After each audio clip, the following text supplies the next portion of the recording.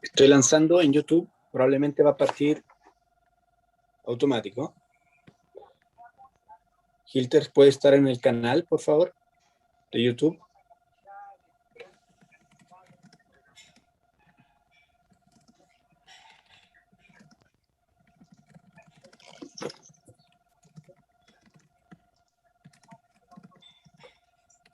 Estamos, Humberto, en YouTube.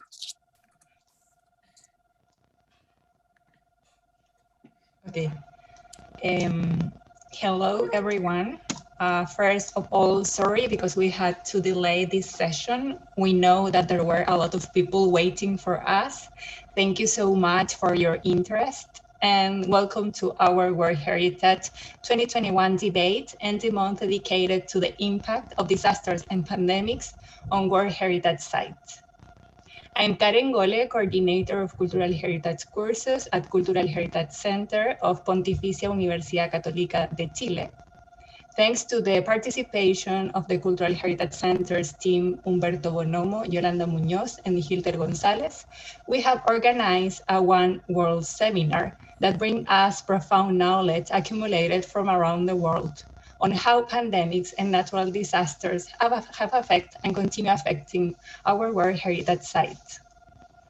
The speakers of these sessions would kindly share different case studies, experience, and lessons, allowing us to obtain a better context related to the recent situation and state of our World Heritage. Throughout this month, we have organized more than 20 sessions and conversations, a collective effort of more than 100 people, some of which are from the most remote areas of the globe. I would also like to thank all the coordinators of each of the sessions and the presenters who will accompany us throughout the month of May. For those who don't know the Our World Heritage Foundation, it seems relevant to me to recall our goals. The purpose of the foundation is to promote heritage protection, conservation, and management, to support knowledge-based decision-making, to promote good governance of the World Heritage Convention, to engage and empower civil society in heritage protection and management. Having said this, I will introduce the theme of this month, sharing with you a short video that explains how disasters and pandemics have affected the world.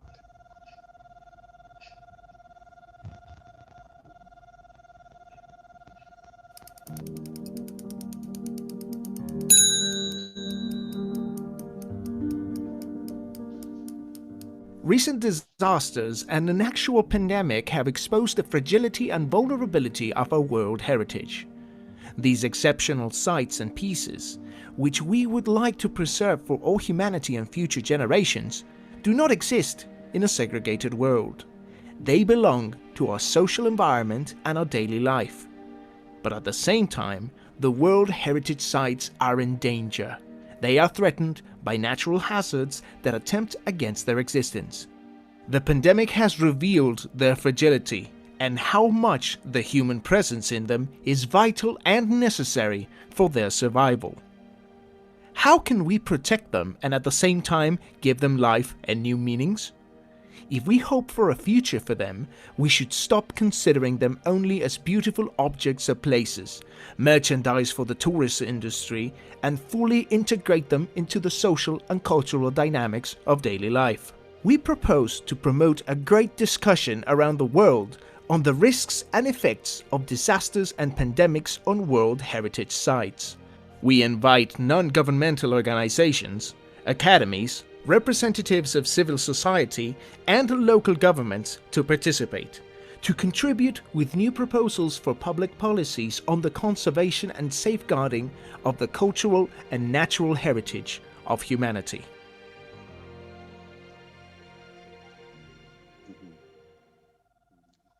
Today's session is session 18, Heritage and Social Reconstruction, which is moderated by Magdalena Pereira, PhD in Art History, University of Sevilla, founder and director of Fundación Altiplano, and director of the Center for Heritage Studies, Universidad Adolfo Ibáñez.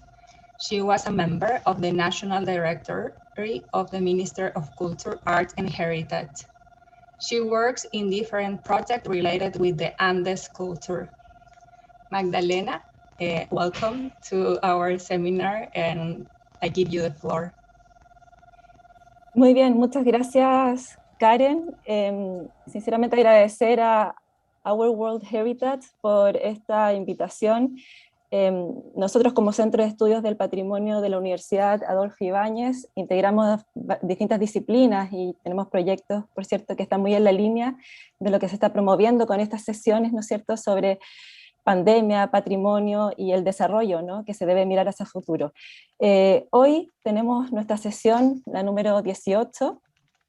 Bueno, agradecer, por cierto, al Centro del Patrimonio de la Universidad Católica que ha hecho toda esta organización, ¿no es cierto?, de estas sesiones internacionales. Y nuestra sesión, la número 18, que trata justamente sobre patrimonio y reconstrucción social, la hemos descrito como, abre comillas, las comunidades que viven en pueblos, ciudades y territorios patrimoniales que se han visto gravemente afectadas por el encierro y la caída de la actividad turística. Como resultado de estas dificultades se han activado las redes comunitarias, produciendo nuevas formas de colaboración para mantener su calidad de vida. En esta mesa redonda veremos casos que han afectado a museos, comunidades y poblaciones en pueblos y ciudades a mayor escala. Cada realidad cultural ha sabido adaptarse a las nuevas circunstancias, apelando muchas veces al conocimiento tradicional y ancestral de sus habilidades sociales.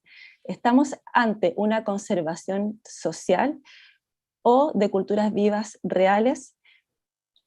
Con esta descripción y este concepto de base para esta sesión es que convocamos a diversos especialistas, los cuales llevan décadas investigando y trabajando, por cierto, in situ, con las comunidades, entre las comunidades en distintos países y continentes. Así que primero agradecerles a ustedes por estar hoy con nosotros, agradecer que compartan, ¿no es cierto?, sus experiencias.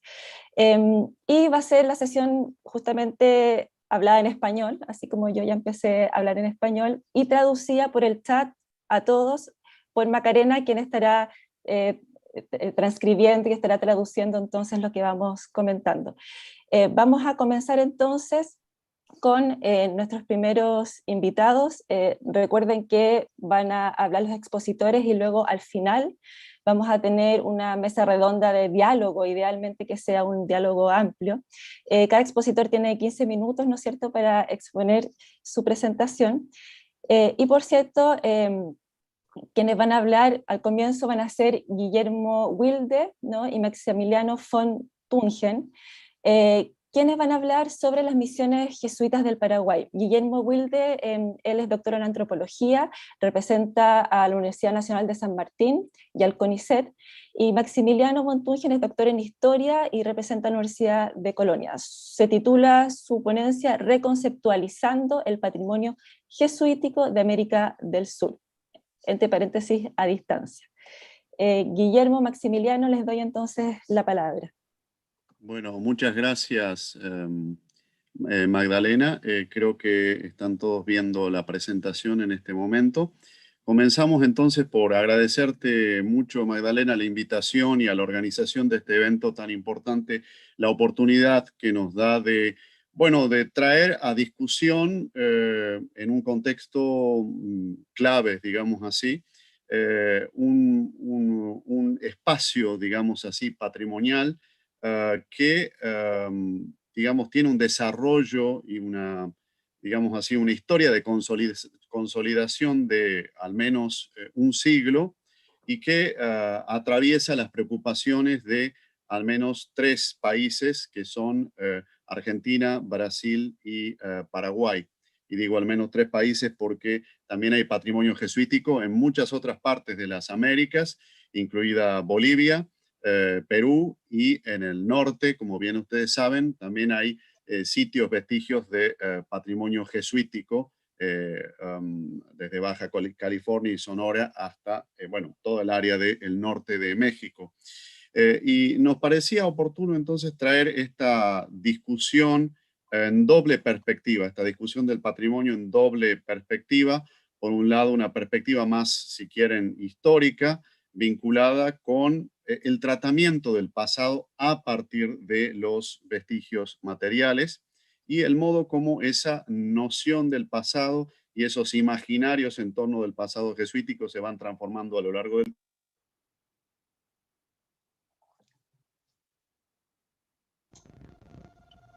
Te silenciaste, Guillermo. Mm. Te silenciaste, sí. Sí. A ver.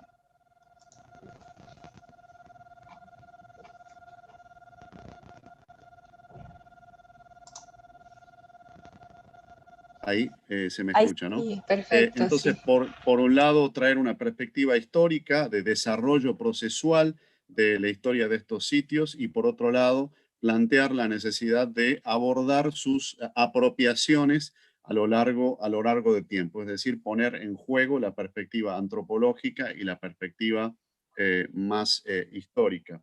Y creemos entonces que el contexto que estos sitios enfrentan en este momento no solamente afecta lo que podríamos llamar visión patrimonial, que tal vez sea el eje de esta reunión en particular, sino en general el modo como el pasado de estos contextos jesuíticos misionales hoy exige una revisión. Es decir, que el contexto de la pandemia nos pone ante el desafío de reconceptualizar lo que por pasado se entiende y la necesidad de hacerlo a distancia de alguna manera. Si podemos pasar entonces a la diapositiva siguiente, voy a hacer una reseña muy apretada de la historia de las misiones. Estas misiones jesuíticas fueron fundadas hacia principios del siglo XVII por los sacerdotes de la Compañía de Jesús en el contexto que hoy corresponde a la frontera entre Brasil, Argentina y Paraguay. Y la historia de estas misiones se prolonga hasta fines del siglo XVIII, más concretamente hasta la fecha de expulsión de los jesuitas en 1768 de la región, y después la adopción, digamos, de ese espacio por parte de las naciones emergentes a partir del siglo XIX. Es decir, que la historia de estos espacios no concluye con la expulsión de los jesuitas, sino que continúa con una dinámica propia en toda la región a lo largo incluso del siglo XIX. Es un espacio que en términos poblacionales fue sumamente importante, ya que albergó en su momento de auge demográfico alrededor de 140.000 indígenas que habitaron en estos 30 pueblos de reducciones en el llamado Paraguay jesuítico, aunque el sentido del territorio paraguayo en la época fuera mucho más amplio. Y hoy en día existen alrededor de por lo menos 10 sitios patrimoniales consolidados y protegidos en Brasil, Argentina y Paraguay. Tal vez de los más emblemáticos son los que muestra la imagen siguiente. Son los sitios de San Ignacio en Argentina, São Miguel en el sur de Brasil, en Río Grande do Sul, y la reducción de Santísima Trinidad en Paraguay, como, digamos así, sitios patrimoniales que expresan un auge en el desarrollo arquitectónico de estos espacios. Lo cierto es que se trató de 30 pueblos de reducción que albergaron cada uno de ellos alrededor de entre 3.000, 4.000 personas e incluso hasta 7.000 personas, como fue el caso de São Miguel de las Misiones. Y desde un punto de vista, como digo, demográfico, fueron sumamente importantes, pero también desde un punto de vista arquitectónico, estilístico y político. Otro aspecto que nos parece importante señalar es que estos sitios tuvieron una gran importancia, una importancia fundamental en el origen, se podría decir, de las políticas patrimoniales nacionales, al menos de Brasil y Argentina. Es a partir del intento por preservar estos sitios que surgen instituciones como el IFAN en Brasil y la Comisión Nacional de Monumentos en Argentina hacia los años, bueno, a partir de los años 20, 30, 40, con un involucramiento muy directo de los arquitectos y conservadores, y poner en contraste este desarrollo en Argentina y Paraguay con desarrollo de una política patrimonial, de Argentina y Brasil, en contraste con Paraguay, donde fundamentalmente la Iglesia fue el actor principal, se podría decir, en la promoción de este patrimonio y su recuperación a partir de una época relativamente tardía en los años 70. Como sea, es importante señalar que estos sitios patrimoniales adquieren un lugar simbólicamente significativo en la construcción de las historias nacionales de la región.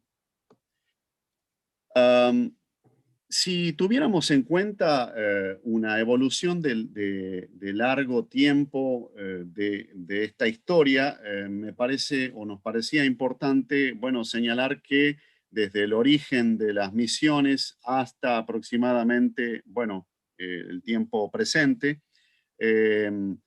hubo no solamente políticas cambiantes en cuanto a cómo conservar este patrimonio, sino se fue consolidando también toda una visión acerca de este pasado jesuítico misional que estuvo en ciertos momentos de la historia de la construcción de estos estados disputados, en la medida que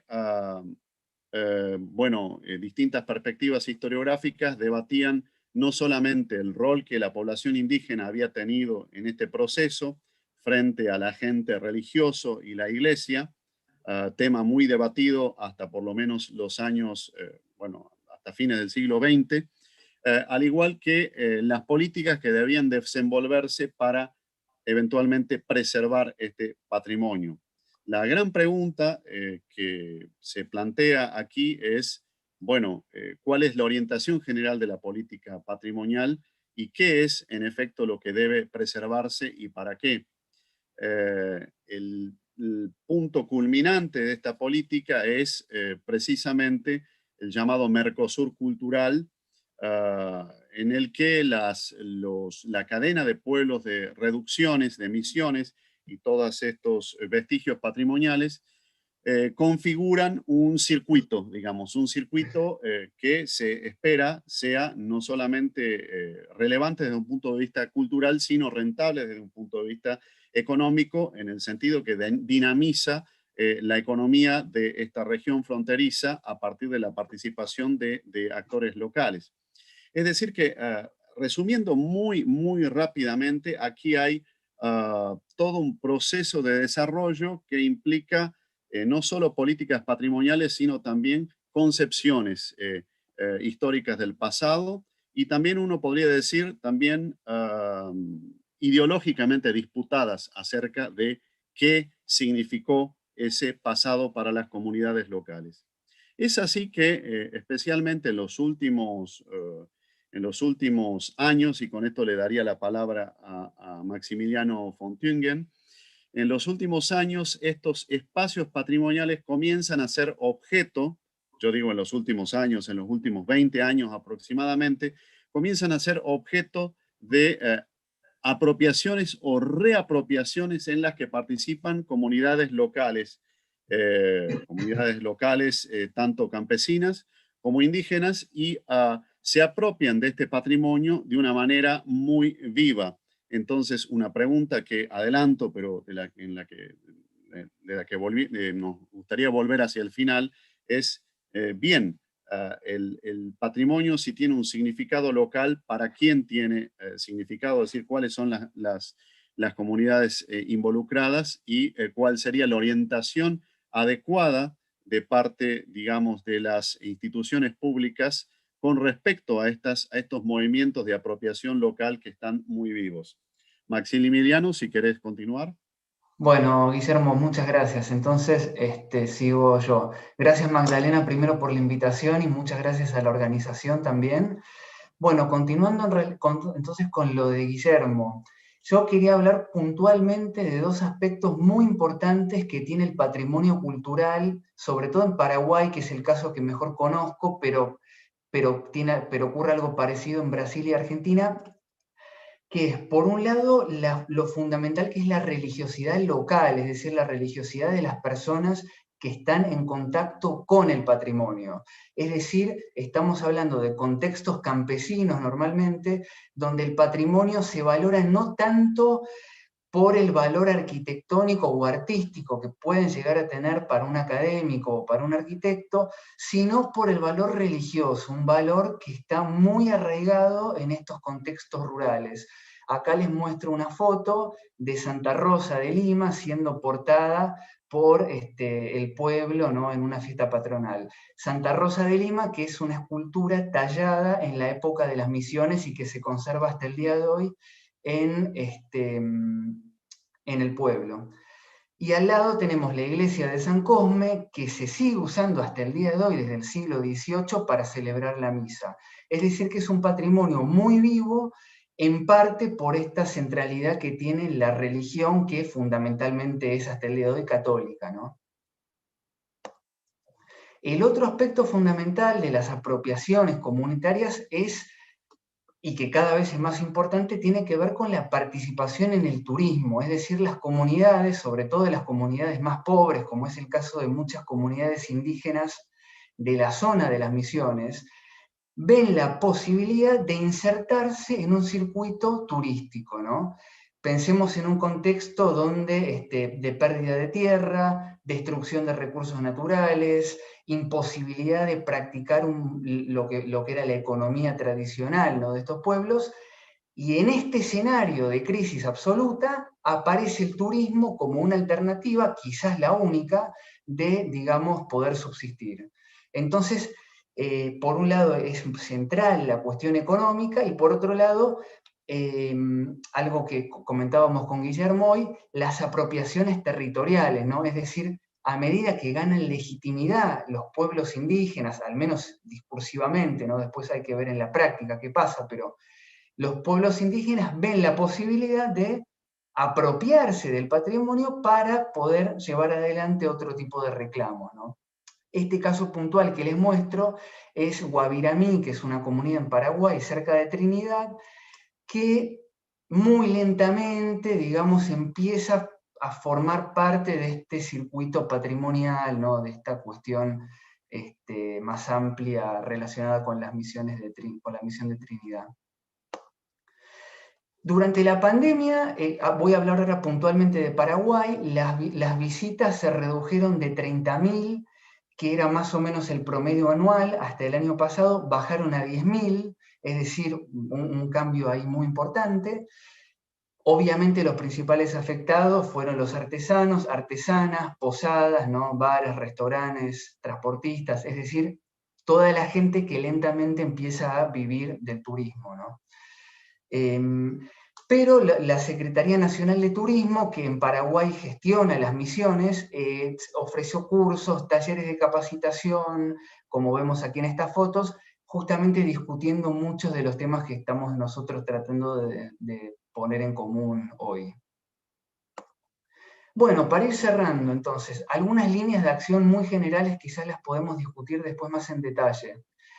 La pregunta clave es, bueno, ¿para qué conservar el patrimonio? ¿Para quién conservarlo? Es decir, ¿se va a conservar para mirarlo? ¿Se va a conservar por el valor artístico? ¿O se va a conservar para tocarlo, para usarlo? Es como pensaba la Iglesia Católica en su momento, que tenía que ser un patrimonio religioso, ¿no? Bueno, es una discusión siempre abierta. Algunas líneas conceptuales. Primero, revisión de las narrativas históricas, que durante mucho tiempo fueron narrativas bastante, digamos, unilineales, ¿no? Bastante, digamos, o que entronizaban a los jesuitas, o que destruían la labor de los jesuitas, es decir, bueno, revisar un poco estas narrativas que están relacionadas con los museos, ¿no? Segundo, incluir miradas menos centradas en lo arquitectónico. Pensemos que desde la década del 30 fueron los arquitectos los que en su mayor parte dijeron cómo había que conservar el patrimonio y por qué. Eso está cambiando desde hace no tanto tiempo, ¿no? En lo que es la gestión, algunas cosas generales que se podrían hacer. Primero, bueno, ver la manera de que participen las comunidades indígenas en esto, sin ser objetos de consumo turístico, es decir, bueno, de qué manera, no es un tema muy complejo, pero para tenerlo muy presente.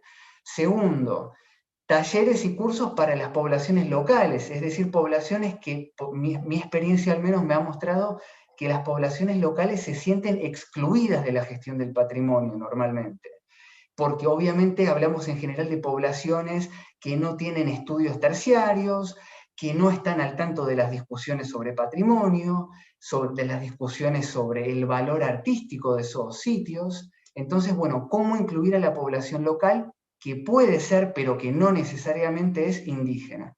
Y tercero, clave hoy en día, ¿no? Digamos, y sobre todo en el contexto en lo que estamos hablando, que todavía está bastante poco desarrollado, tecnologías que permitan difundir mejor, ampliar la participación. Bueno, digamos, esto era a grandes rasgos lo que queríamos decir con líneas de acción, y como vamos 18 minutos, vamos a ir cerrando y esperemos que podamos retomar la discusión después. Bueno, muchas gracias por la atención. Gracias. Muchísimas gracias, Guillermo, muchísimas gracias, Maximiliano.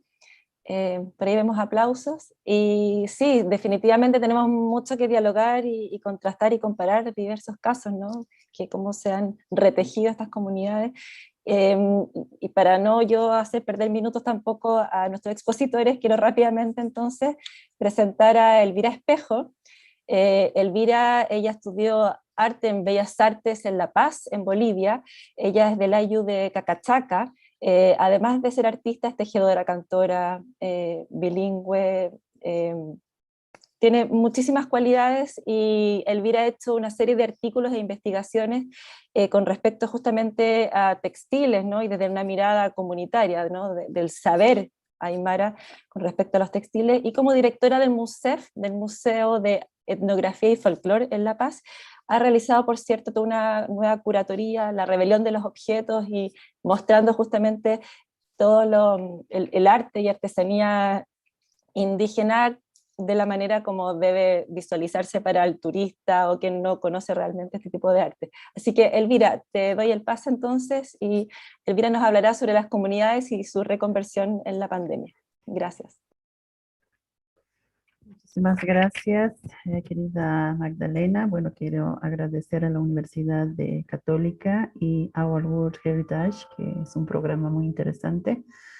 Bueno, yo quería compartir una pequeña experiencia desde el patrimonio boliviano, digamos, cómo se ha podido, digamos, repensar a través de la pandemia que hemos vivido, ¿no? Creo que nadie ha imaginado que esta pandemia podía llegar a nivel local, regional, comunitario, ¿no? Creo que al inicio hubo como un shock desde la propia comunidad, donde no se aceptaba, digamos, ¿no?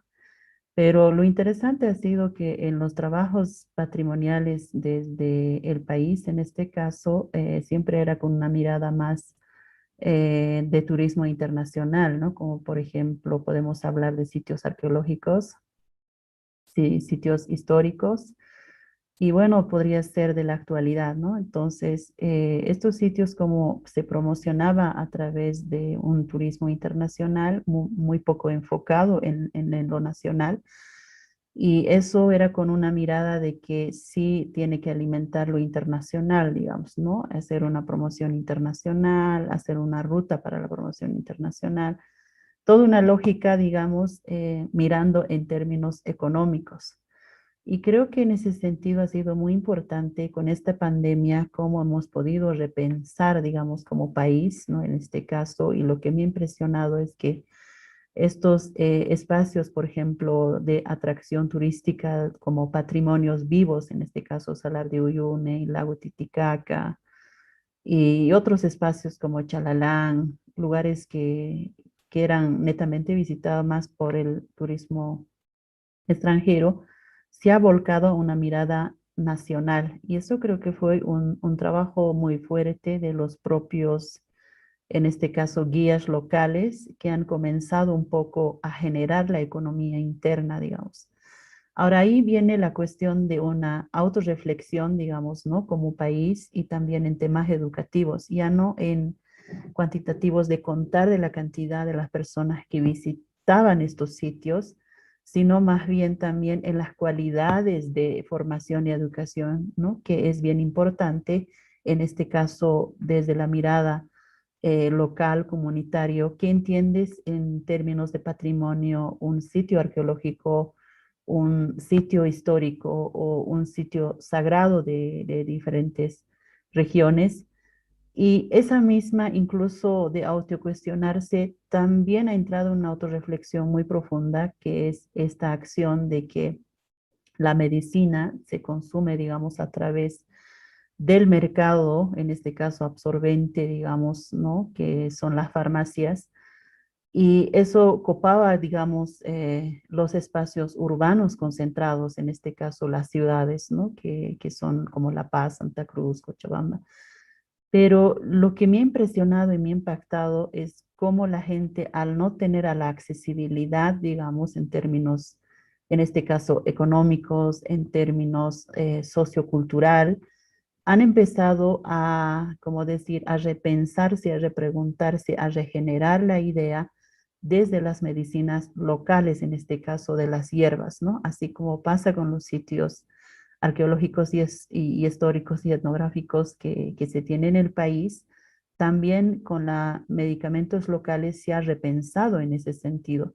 Entonces, a mí lo que me ha impresionado en ese sentido, digamos, algo muy positivo en este caso, ¿no? Después de la pandemia, es cómo revalorizar las hierbas medicinales, ¿no? Que estas hierbas medicinales, por supuesto, que era más como saqueado para poder transformarlos en medicinas formales, en este caso aspirinas, tabletas, en fin, o jarabes que se hacen, pero en este caso como que retornar a la memoria oral de las propias comunidades, en este caso excavar estas memorias de las abuelas, los abuelos, o también los sabios en este caso, ¿no? Las médicas locales en este caso que se había sido ignorado, ha sido empezado así como en una revalorización, ¿no? Del conocimiento profundo, donde comenzaron a buscar plantas de diferentes regiones, ¿no? Entonces comenzaron a retomar incluso las calles. Yo recuerdo que las medicinas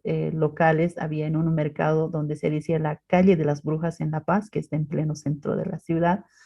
Esto incluso pasaba por una mirada externa del turismo para mostrar, ¿no? Es un lugar de brujerío, es un lugar un poco despectivo, digamos, en ese sentido, pero como desde esa mirada de tener la medicina local, digamos, frente al COVID, de lo que hemos tenido este problema, han comenzado a invadir las otras calles, las otras avenidas, incluso estas hierbas que llegaban de las comunidades, como por ejemplo estaba Gea, después matico, ¿no? Limón, eucalipto, todos estos hierbas que realmente ayudan a la respiración, al pulmón, al corazón, ha invadido otros espacios, digamos, ¿no? En este caso, todas las calles, avenidas, espacios como por ejemplo zona sur, que es la parte sur de La Paz, que vive una cierta clase social que no conocía, digamos, de estas cosas, incluso se invadió estos espacios, ¿no?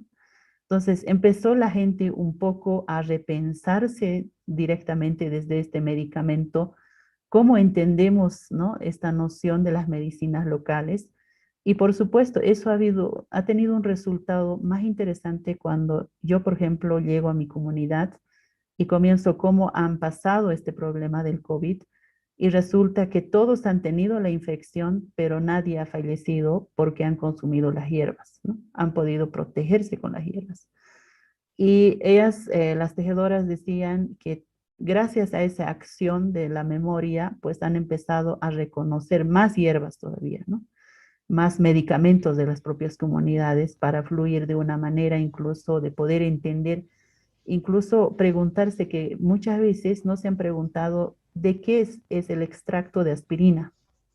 Nadie sabía en ese momento en la comunidad porque era un mercado, digamos, que era envasado y vendido en tabletas, empaquetado, y no lo conocían, ¿no? De qué era el extracto. Y con esta pandemia han empezado a averiguar qué contenía, qué tipo de plantas.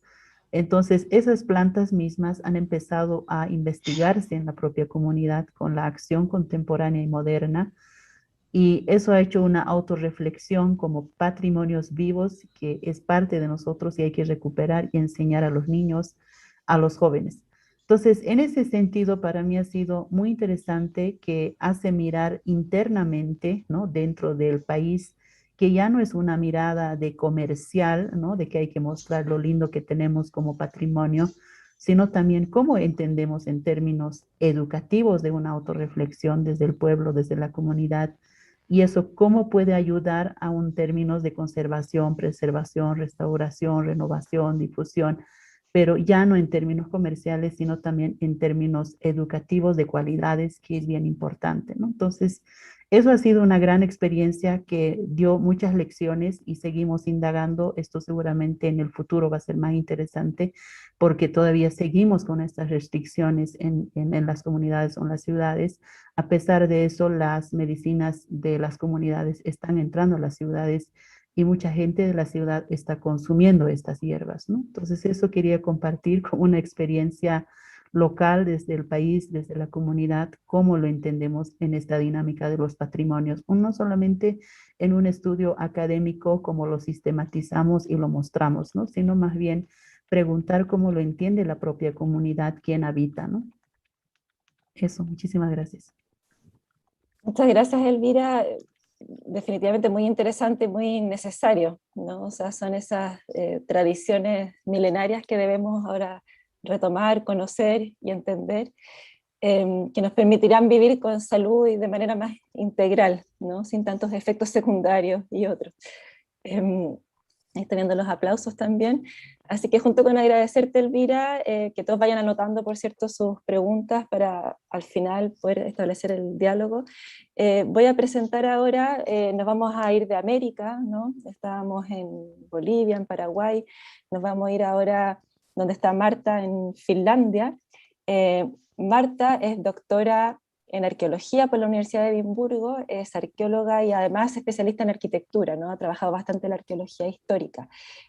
Marta es profesora, es docente en la Universidad de Helsinki, y su tema se llama, el título de esta ponencia es Construyendo Identidades, Arqueología, Interacciones y Conservación durante la pandemia. Así que Marta, te dejo el micrófono. Muchas gracias. Muchísimas gracias. Voy a compartir mi ponencia. Muchísimas gracias, Magdalena.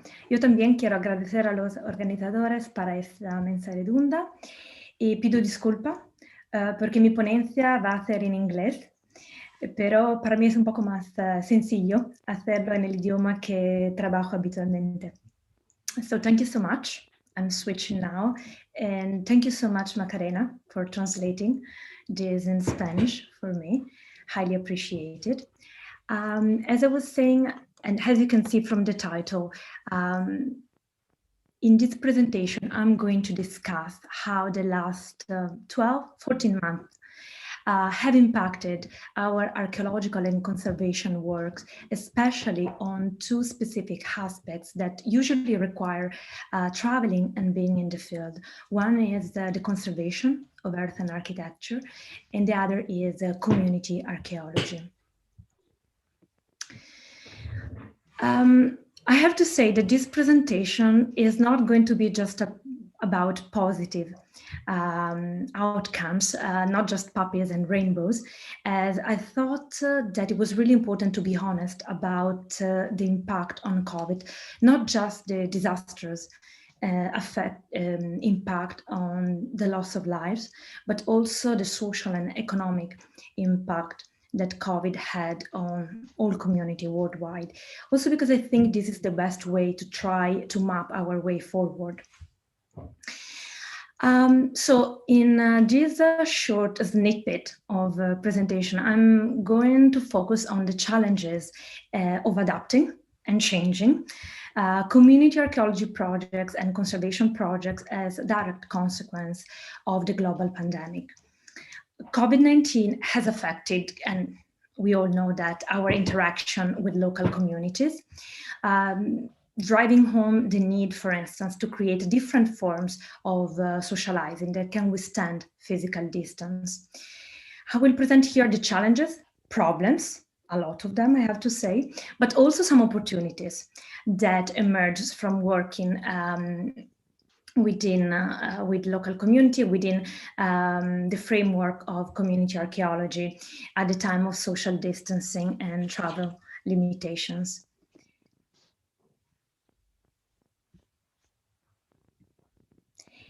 So just to give you a bit of an idea of the area I'm going to discuss in this presentation, I'm mainly going to focus on 3 projects I'm currently part of.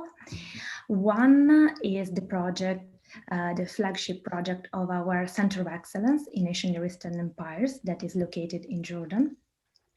Whereas the other 2 projects, Building Sustainability and Building Identities, are 2 projects I'm currently directing, focusing on the skill transfer, earthen architecture, and what the skills and the information that we can extract from archaeological site can inform us about sustainable earthen architecture practices in the present. They're actually focusing 2 different areas. Building Identities is focused in Egypt and Sudan, whereas Building Sustainability is focused in Cyprus and the Levantine, specifically Israel. Because I imagine not everyone here is familiar with this concept, it is quite a Finnish concept of a Center of Excellence, I wanted just to explain a bit who we are and what we are actually doing with the heritage. So the Center of Excellence is a research center financed by the Academy of Finland for 8 years, in which different scholars coming from different backgrounds and with quite a different expertise, such as computer science, sociology, archaeology, anthropology, but also linguists, are actually collaborating, trying to answer one main research question. In our center, our research question is: how do changing empires impact social group identities and lifeways during the first millennium BCE, but also how the heritage can impact modern identities?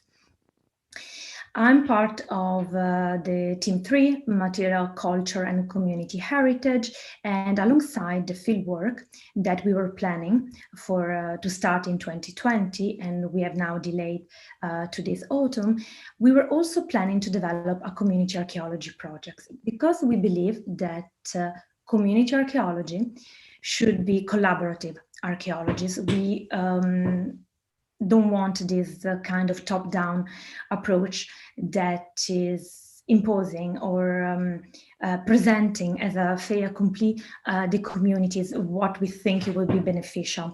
We really wanted to create a partnership with the local communities in the northern part of Jordan, where our survey area is located, so we could actually plan the project together, determine which research questions we were going to try to answer through our fieldwork and our outreach, and determine how we were going to disseminate these results.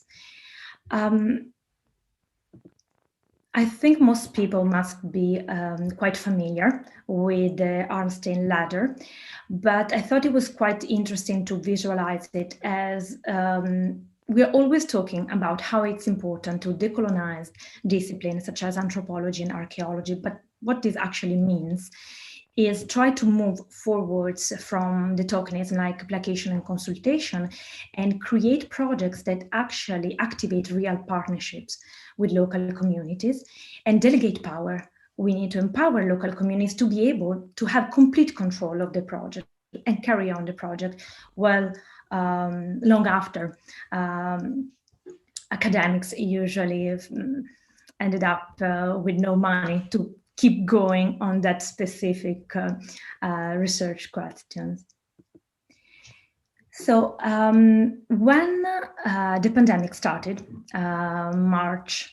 February, March last year, we were actually planning one of our initial trips to this area after creating a collaboration with Yarmouk University to talk with the local communities and start creating these partnerships.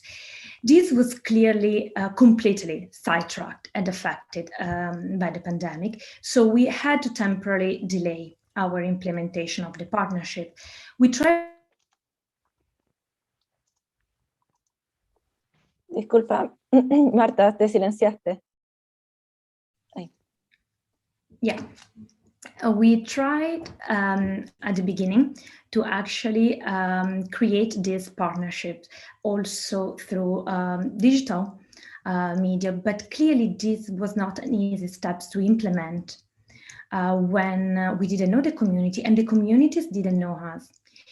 So I really like this quote by Eisenhower. Plans are worthless, but planning is everything. I think this is particularly true for archaeology, to be honest with you. So what we decided to do is to flip a bit our project, waiting to be able to do the implementation this year. And we modified our project. We were already planning an exhibition as part of the outcomes of the Center of Excellence. So we focus a bit more on the objects they are actually preserved in the collection in Finland.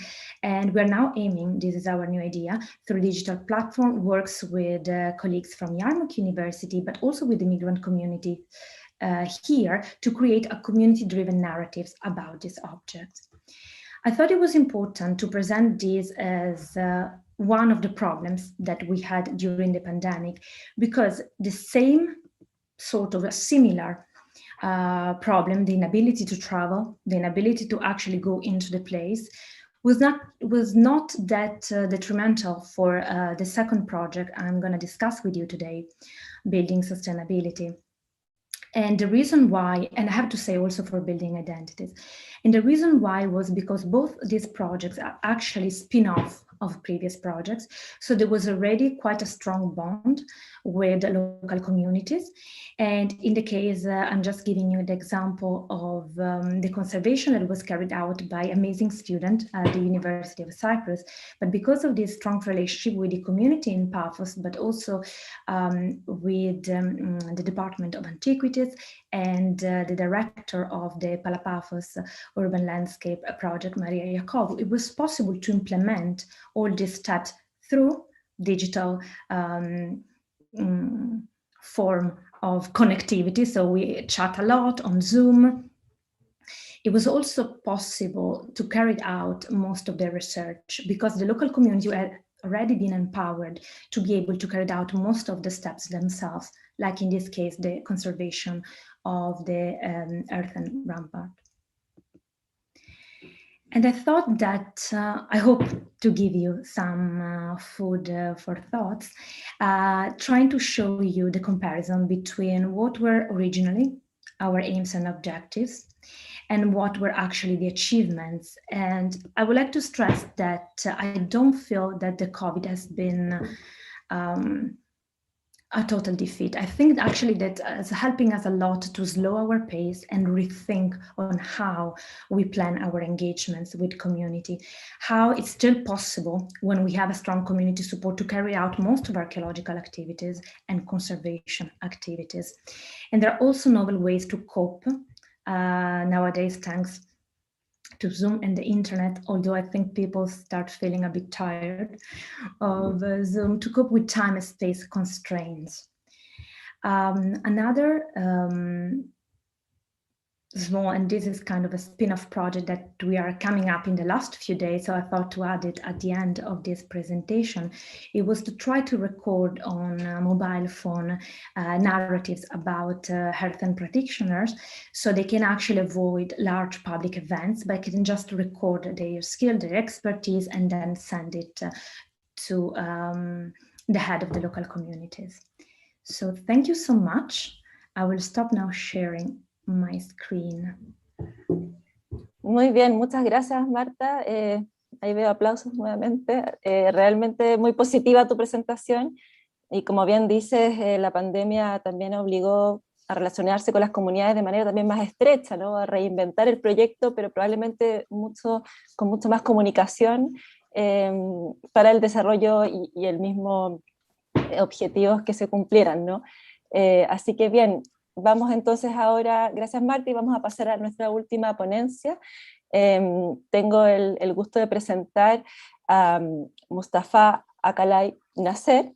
Él es doctor en Historia del Arte, urbanista, hispanista, historiador de la arquitectura, representa la Universidad Privada de Fez y va a hablar sobre la Medina de Fez durante la pandemia como una ciudad resiliente. Debo decir que Mustafa el 6 de mayo además asumió un cargo muy importante, ¿no? Como embajador de las ciudades patrimonio mundial, embajador para América Latina incluso, tuvo su investidura por Zoom en Morelia, ¿no es cierto?, México, supuestamente, pero desde FES. Así que te felicitamos, Mustafa, tenemos un buen representante y embajador, y damos paso entonces a tu lectura. Él la va a hacer en francés para sus pares, solicitó especialmente, y Macarena va a traducirlo entonces al inglés. Muchas gracias.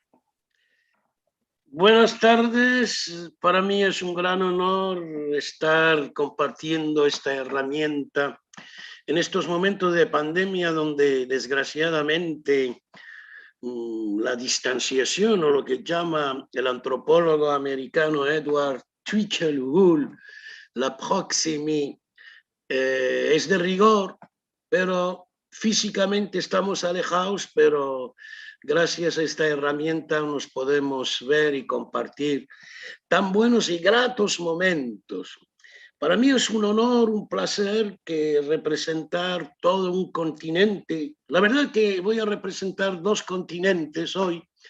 El continente africano, del cual formo parte como magrebí, y una cultura que es mía, siempre me he sentido muy africano, muy magrebí, y la latinoamericana, que también siempre me he sentido muy latinoamericano, y mi cultura literaria, poética, arquitectónica, arqueológica, es también de América Latina. Y es un honor representaros, y tengo que agradecer a la 8ª Secretaría Regional de América Central, Caribe, México, y sobre todo a su coordinadora, Gauri Ivette García Medina, por haberme seleccionado como embajador académico, que mi función va a consistir en ahora en adelante acompañar la Secretaría Regional, que se va a convertir en América Latina,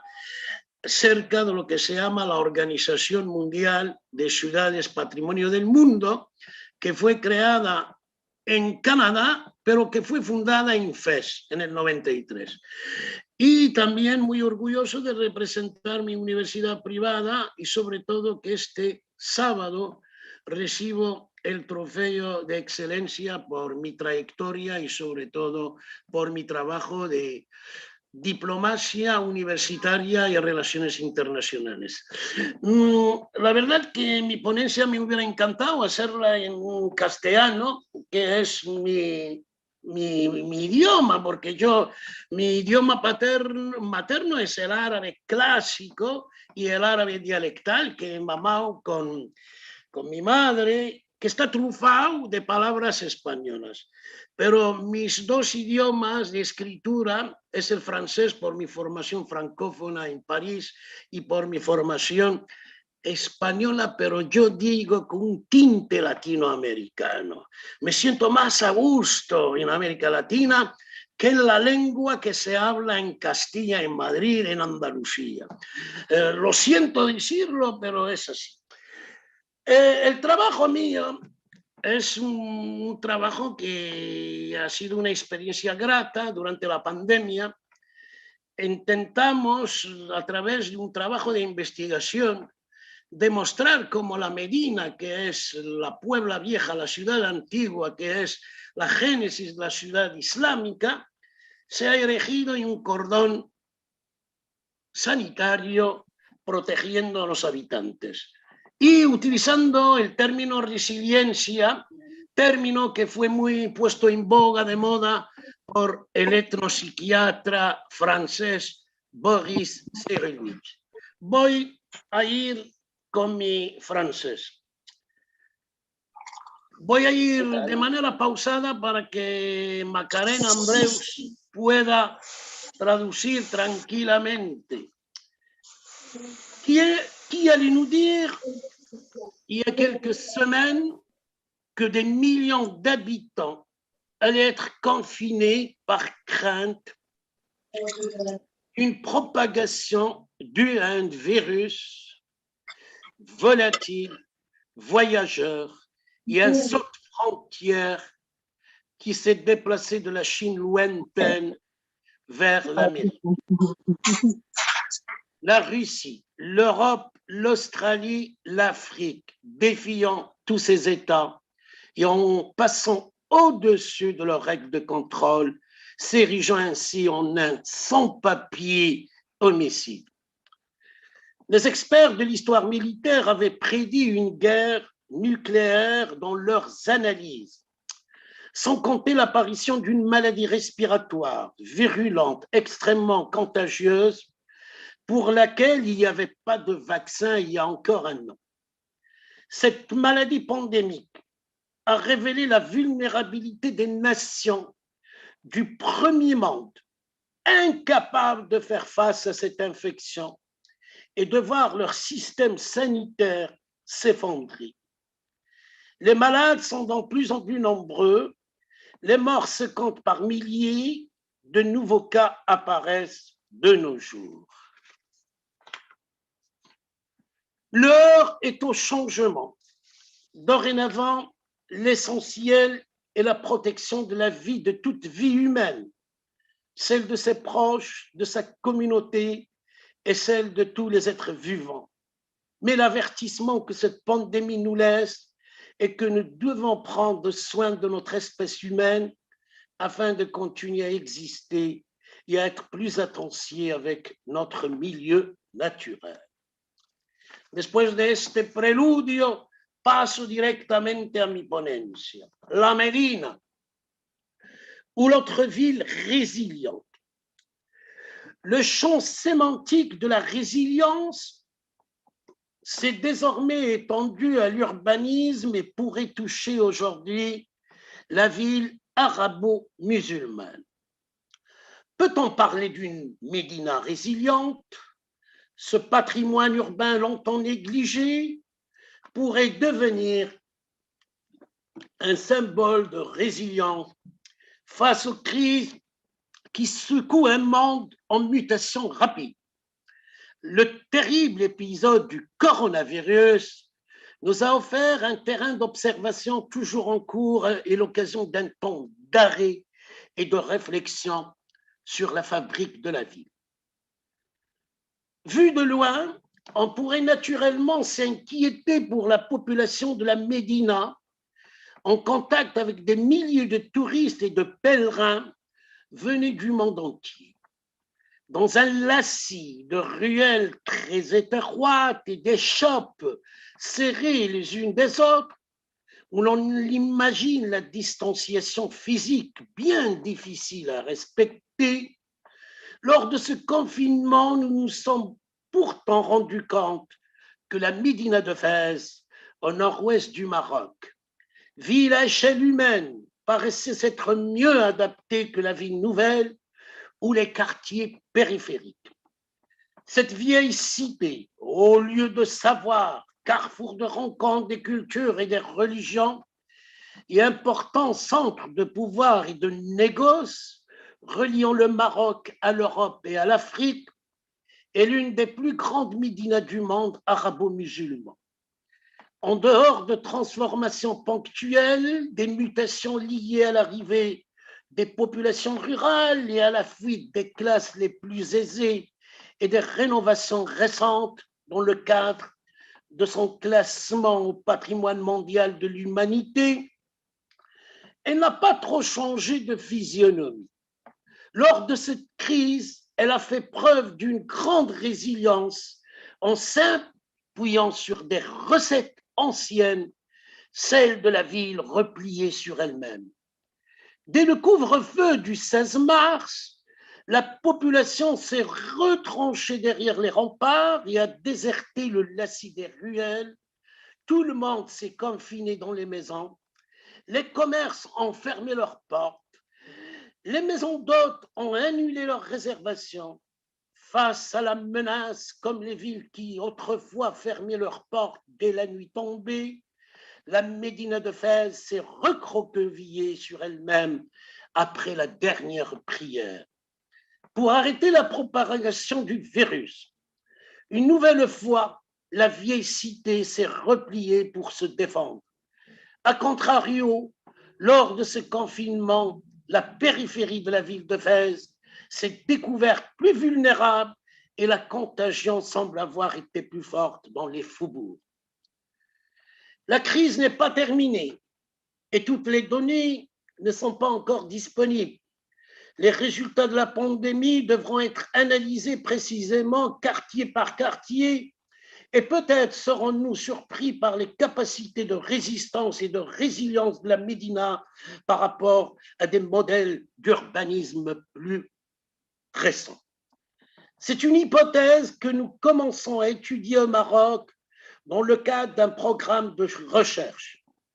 Au-delà de cette comparaison en cours entre quartiers et populations différentes, la crise sanitaire permet une nouvelle fois de tenter de changer de regard sur la Médina et d'inscrire notre approche de l'urbanisme et de l'urbanisation à d'autres échelles temporelles.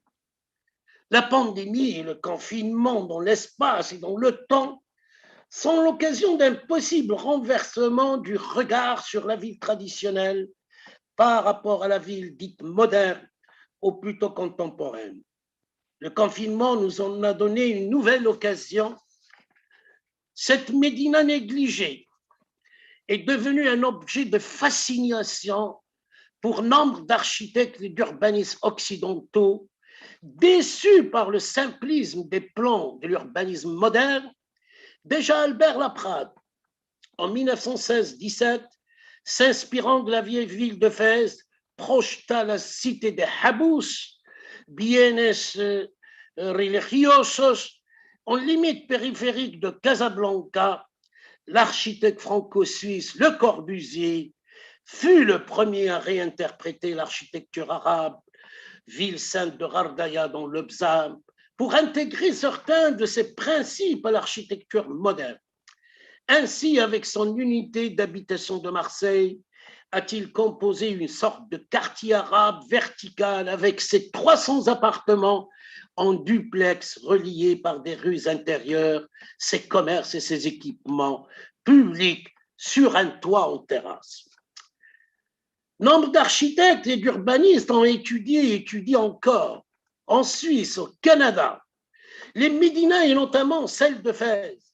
Ils leur reconnaissent des qualités, reconnaissant des qualités dans des matériaux utilisés et réutilisés en permanence, dans la gestion des eaux usées, dans les réseaux d'eau potable, dans le lien avec les jardins proches à l'arrière-pays rural, dans les dessertes à pied ou à dos d'âne, la gestion traditionnelle des déchets, la maîtrise de la température selon les saisons, et tout un art de vivre et d'habiter dans un espace très dense. On pourrait également parler de citadinité.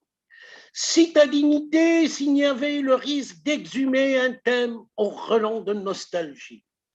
Alors que les populations urbaines pauvres traversent un cycle d'accumulation des risques de vulnérabilité croissante, induits par une situation d'insolvabilité chronique et par le manque d'infrastructures, si depuis les observations de Jacques Berck, les constats sur l'unité de la Médina, l'existence de quartiers à couleur familiale et la continuité immobilière extrême ont naturellement évolué, notamment sous l'effet de l'exode rural.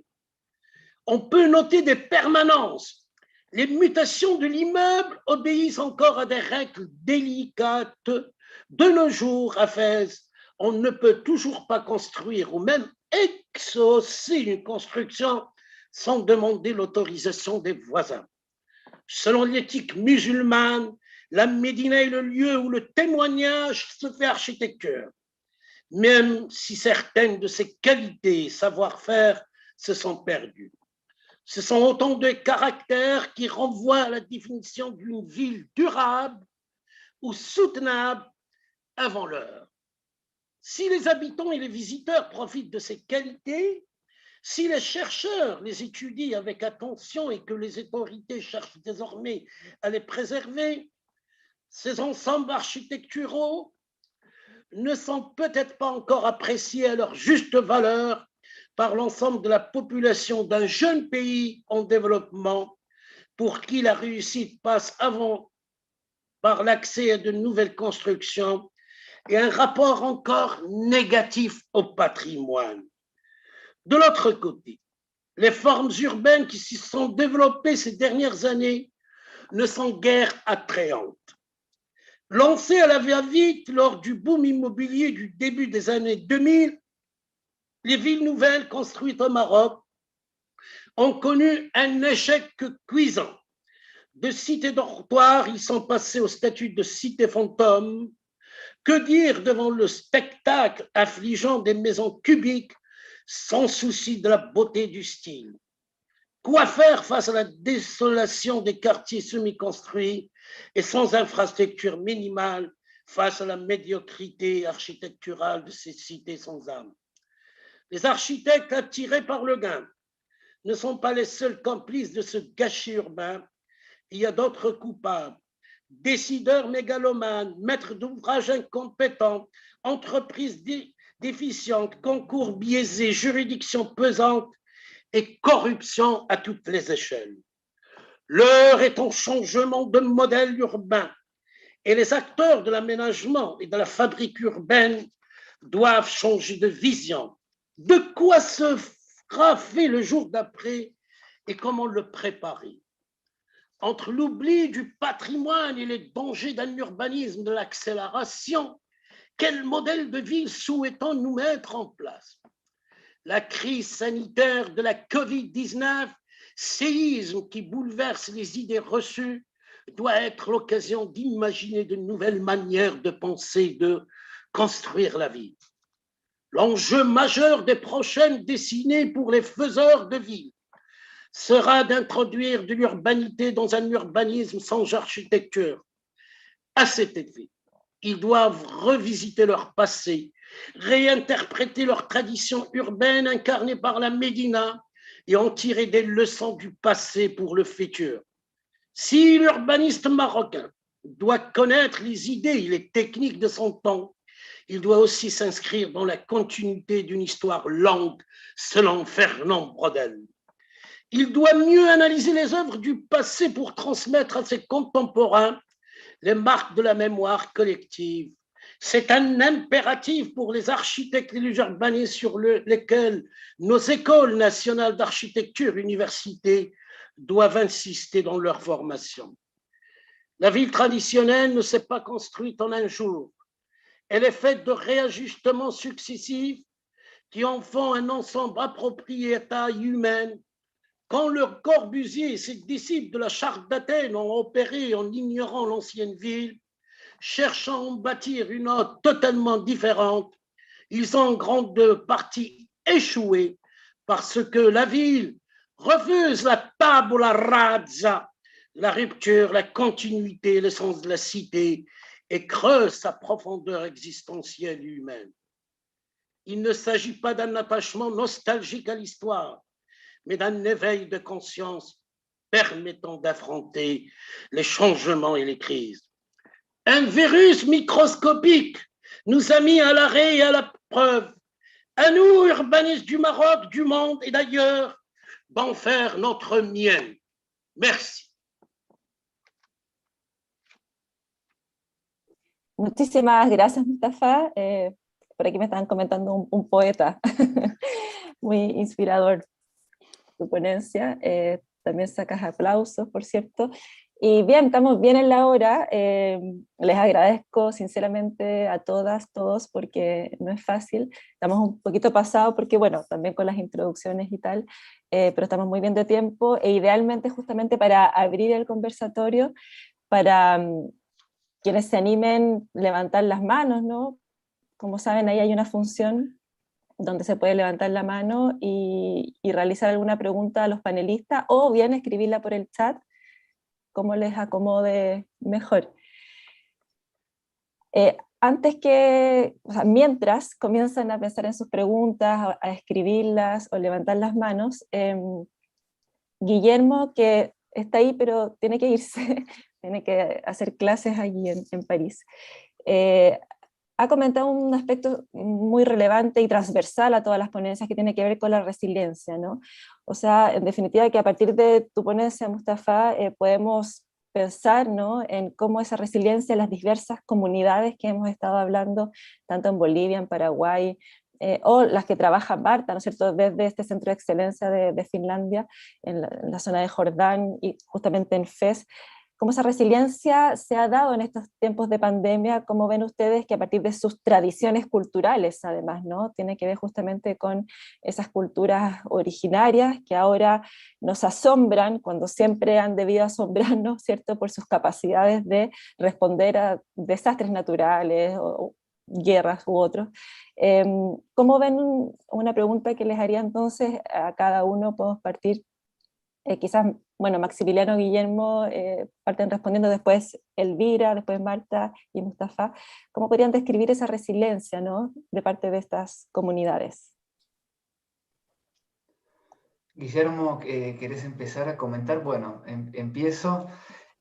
Bueno, sí, Magdalena, tal cual, es un tema fundamental. Mustafa habló bastante sobre eso, Guillermo lo había adelantado, y obviamente, digamos, es un contexto que obliga a las comunidades a, digamos, reposicionarse, pensar alternativas, es inevitable, sobre todo en el caso que más conozco, que es el de Paraguay, donde desde el comienzo todas las políticas patrimoniales estuvieron muy orientadas desde una mirada muy internacional, es decir, muy poco atenta a las particularidades locales, como fue el caso de Paraguay, que obviamente no con mala intención de nadie, simplemente era la concepción de patrimonio que se tenía en ese momento, ¿no? Pero de alguna manera eso tuvo la consecuencia de separar a las comunidades de la gestión del patrimonio, y ahora, como decía Elvira Espejo, me pareció muy interesante ese aporte, bueno, un choque tan brusco externo, bueno, permite ahí un posicionamiento nuevo. Pero bueno, el caso puntual de las misiones, esa agencia local es bastante reciente, digamos, no tiene más de 20, no tiene más de, yo diría que más de 10, 20 años. Pero bueno, le cedo la palabra si alguien quiere decir algo más. Bien, gracias, Maximiliano. Elvira, bueno, tú has hablado ya de lo que es la medicina natural, de las hierbas, ¿no? Que en definitiva las comunidades aymaras sí han sido muy resilientes a lo largo de su historia, desde las distintas invasiones incaica, española, etc. ¿Qué podrías opinar tú con respecto a tu misma cultura y esta resiliencia que ustedes en realidad siempre han practicado probablemente, ¿no? Esto de las hierbas, este caso puntual con respecto a la pandemia, ¿no? Pero ¿cómo ve que en Cacachaca, por ejemplo, tu misma comunidad de Tuayu, las tejedoras, ¿no? Ellas que se han visto también afectadas por la misma venta o los insumos probablemente, ¿cómo podrías describir esa resiliencia?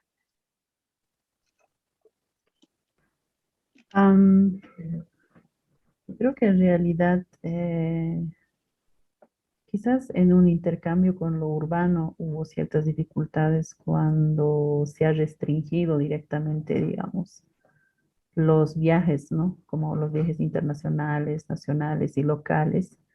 Quizás en ese sentido ha habido, digamos, una dificultad, digamos, ¿no? De tener ese fluidez. Pero lo que impresiona en este momento, y es algo para mí muy positivo, es este tema de que todo lo orientaban hacia la medicina formal. En este caso, por ejemplo, de estar en el hospital, comprar medicamentos de las farmacias formales, y también la educación está en ese lineamiento, ¿no?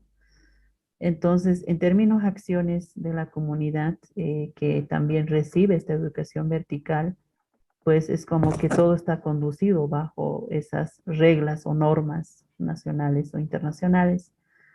Pero lo que me ha gustado es cuando las comunidades empiezan a tener su propia noción de entender las lógicas como decir, de las informaciones o de las formaciones comunitarias de sus medicinas como antes lo tenían, que se le ha quitado con este tema de educación, ha sido ahora renovar, retomar con los niños y jóvenes, ¿no?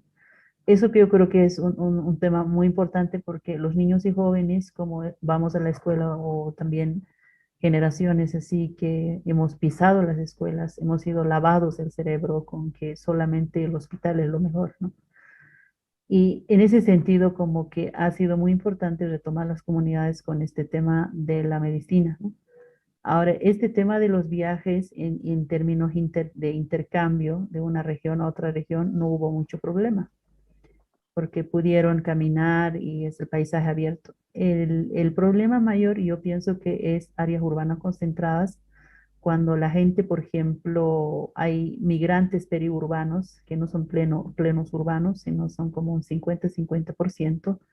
Creo que un 90% de los migrantes que todavía tienen raíz han regresado a las comunidades para poder soportar esta dinámica rígida, pero a los que han caído y no han podido salir, el 10% que se quedó en pleno urbano, creo que ha pasado el peor sufrimiento, ¿no? Porque ha sido más difícil, digamos.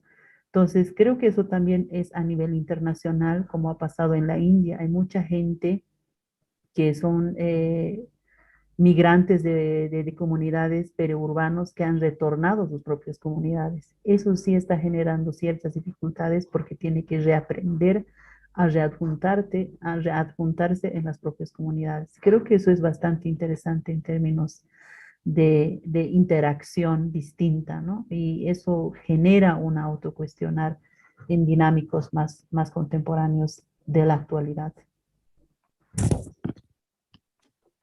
Muy bien, muchas gracias, Elvira. Y como cuando desde lo urbano vuelven a insertarse a las comunidades, ¿no? Es muy difícil esa misma discriminación que pueden haber tenido al llegar a lo urbano, luego volver a las comunidades, vuelven a ser discriminados muchas veces, ¿no? Como viéndonos del que viene de la ciudad. Gracias, Elvira. Marta, quería preguntarte, mientras tú hablabas me recordaba también de cómo nos ha pasado con proyectos en el norte, en donde nos sorprende las mismas comunidades, hablando de resiliencia, se conectan en el Zoom desde el pueblo, si es que tienen señal, fácilmente, y se han podido hacer talleres, hemos podido igual trabajar con comunidades de manera virtual, a distancia, lo que parecía que era casi imposible antes, ¿no? Pero como ellas rápidamente se adaptaron también a estas tecnologías, y adultos mayores, ¿no? Personas que los abuelos ven difícilmente conectarse, lo hacen y les ayudan los nietos o los parientes, y así han estado al día. ¿Cómo has visto tú en tus proyectos esa resiliencia, en lo práctico, ¿no? En lo concreto? I think you're completely right. One thing that maybe one of the silver lining has been this bit of push of technologies over the different age frames. So yes, you see people of different ages, people that before were a bit, I would say, resistant to use computers. They are now more on board. My personal experience in the project was that it was, as you mentioned, completely easy.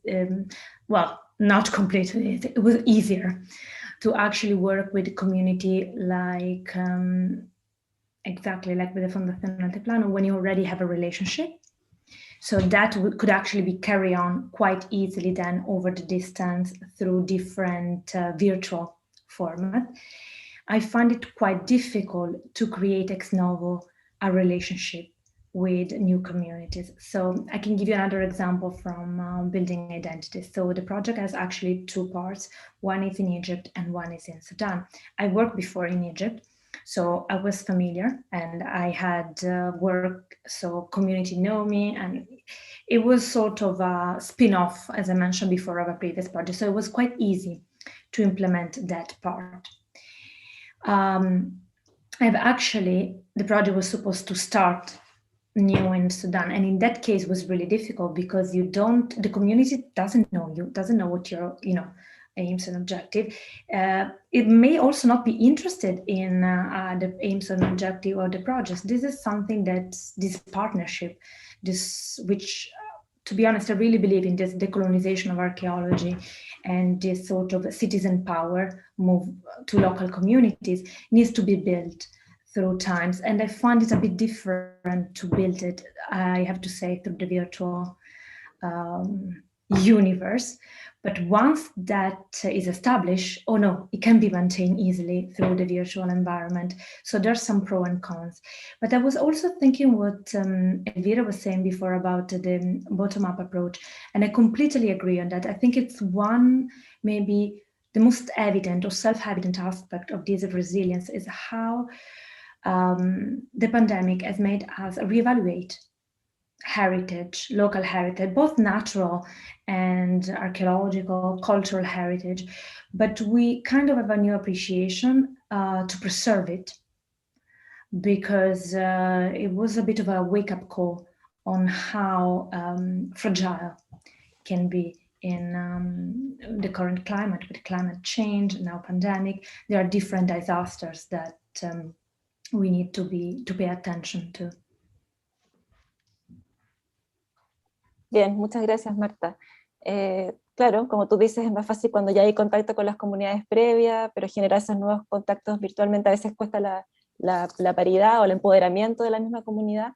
Y como tú dices, también es ¿cómo se dice? Un llamado a atención extremo a justamente ver la fragilidad, ¿no?, de ese patrimonio. Y bueno, Mustafa, has hablado, por cierto, de resiliencia en la Medina de Fez, has hablado de arquitectura, ¿no? Has hablado del urbanismo sobre todo, y cómo es interesante el uso de la agua en las diferentes culturas, ¿no? Cómo de por medio está, yo estoy pensando acá en el mundo andino, las terrazas de cultivo de tiempos prehispánicos, cómo vuelven a hacerse más vigentes aún con la escasez de agua, esas prácticas del desierto, ¿no?, que necesitamos integrarlas ahora en nuestras ciudades donde supuestamente no existían esos problemas, ahora ya es un tema mundial y queremos saber aprender, ¿no? Así que... Sí, gracias. Primero quisiera agradecer a Magdalena de haberme brindado esta oportunidad de participar con todos vosotros, y saludo las ponencias, que la verdad que he aprendido un montón y hay un intercambio muy fructífero. Gracias a Magdalena, que me contactó a través de nuestro amigo Diego Melo, y es un honor participar y la verdad estoy muy contento de estar presente. El tema de la resiliencia, yo he introducido en mi enseñanza una materia que se llama urbanismo y resiliencia. Y la verdad que ha sido un experimento muy interesante con mis estudiantes, hasta tal punto que habíamos llegado a preparar un manual de resiliencia para la ciudad de Fez. El urbanismo en sí, hispano-musulmán, la Medina es una ciudad racional, es una ciudad duradera, sustentable y sobre todo a escala humana. A pesar que la Medina de Fez es una Medina que llegó a tener 500.000 de habitantes, pero todavía es una ciudad que uno se siente muy agradecido, sobre todo practicando lo que se llama l'éloge de la marche, el arte de caminar, lo que llaman los situacionistas la deriva. Yo suelo pasar los fines de semana, los paso en la Medina. Yo vivo en una parte periférica, pero donde me encuentro a gusto es en la Medina. España tuvo la gran suerte en su historia de compartir en la Edad Media dos modelos de ciudad, la ciudad cristiana y la ciudad hispano-musulmana. Y hoy día, a pesar del empeño de los inquisidores españoles de marcar su espacio, de cambiar la Medina, vas por Granada, por Córdoba y te sientes en Fez, te sientes en cualquier ciudad del mundo árabe o magrebí y está presente, el coche no se adapta a la Medina.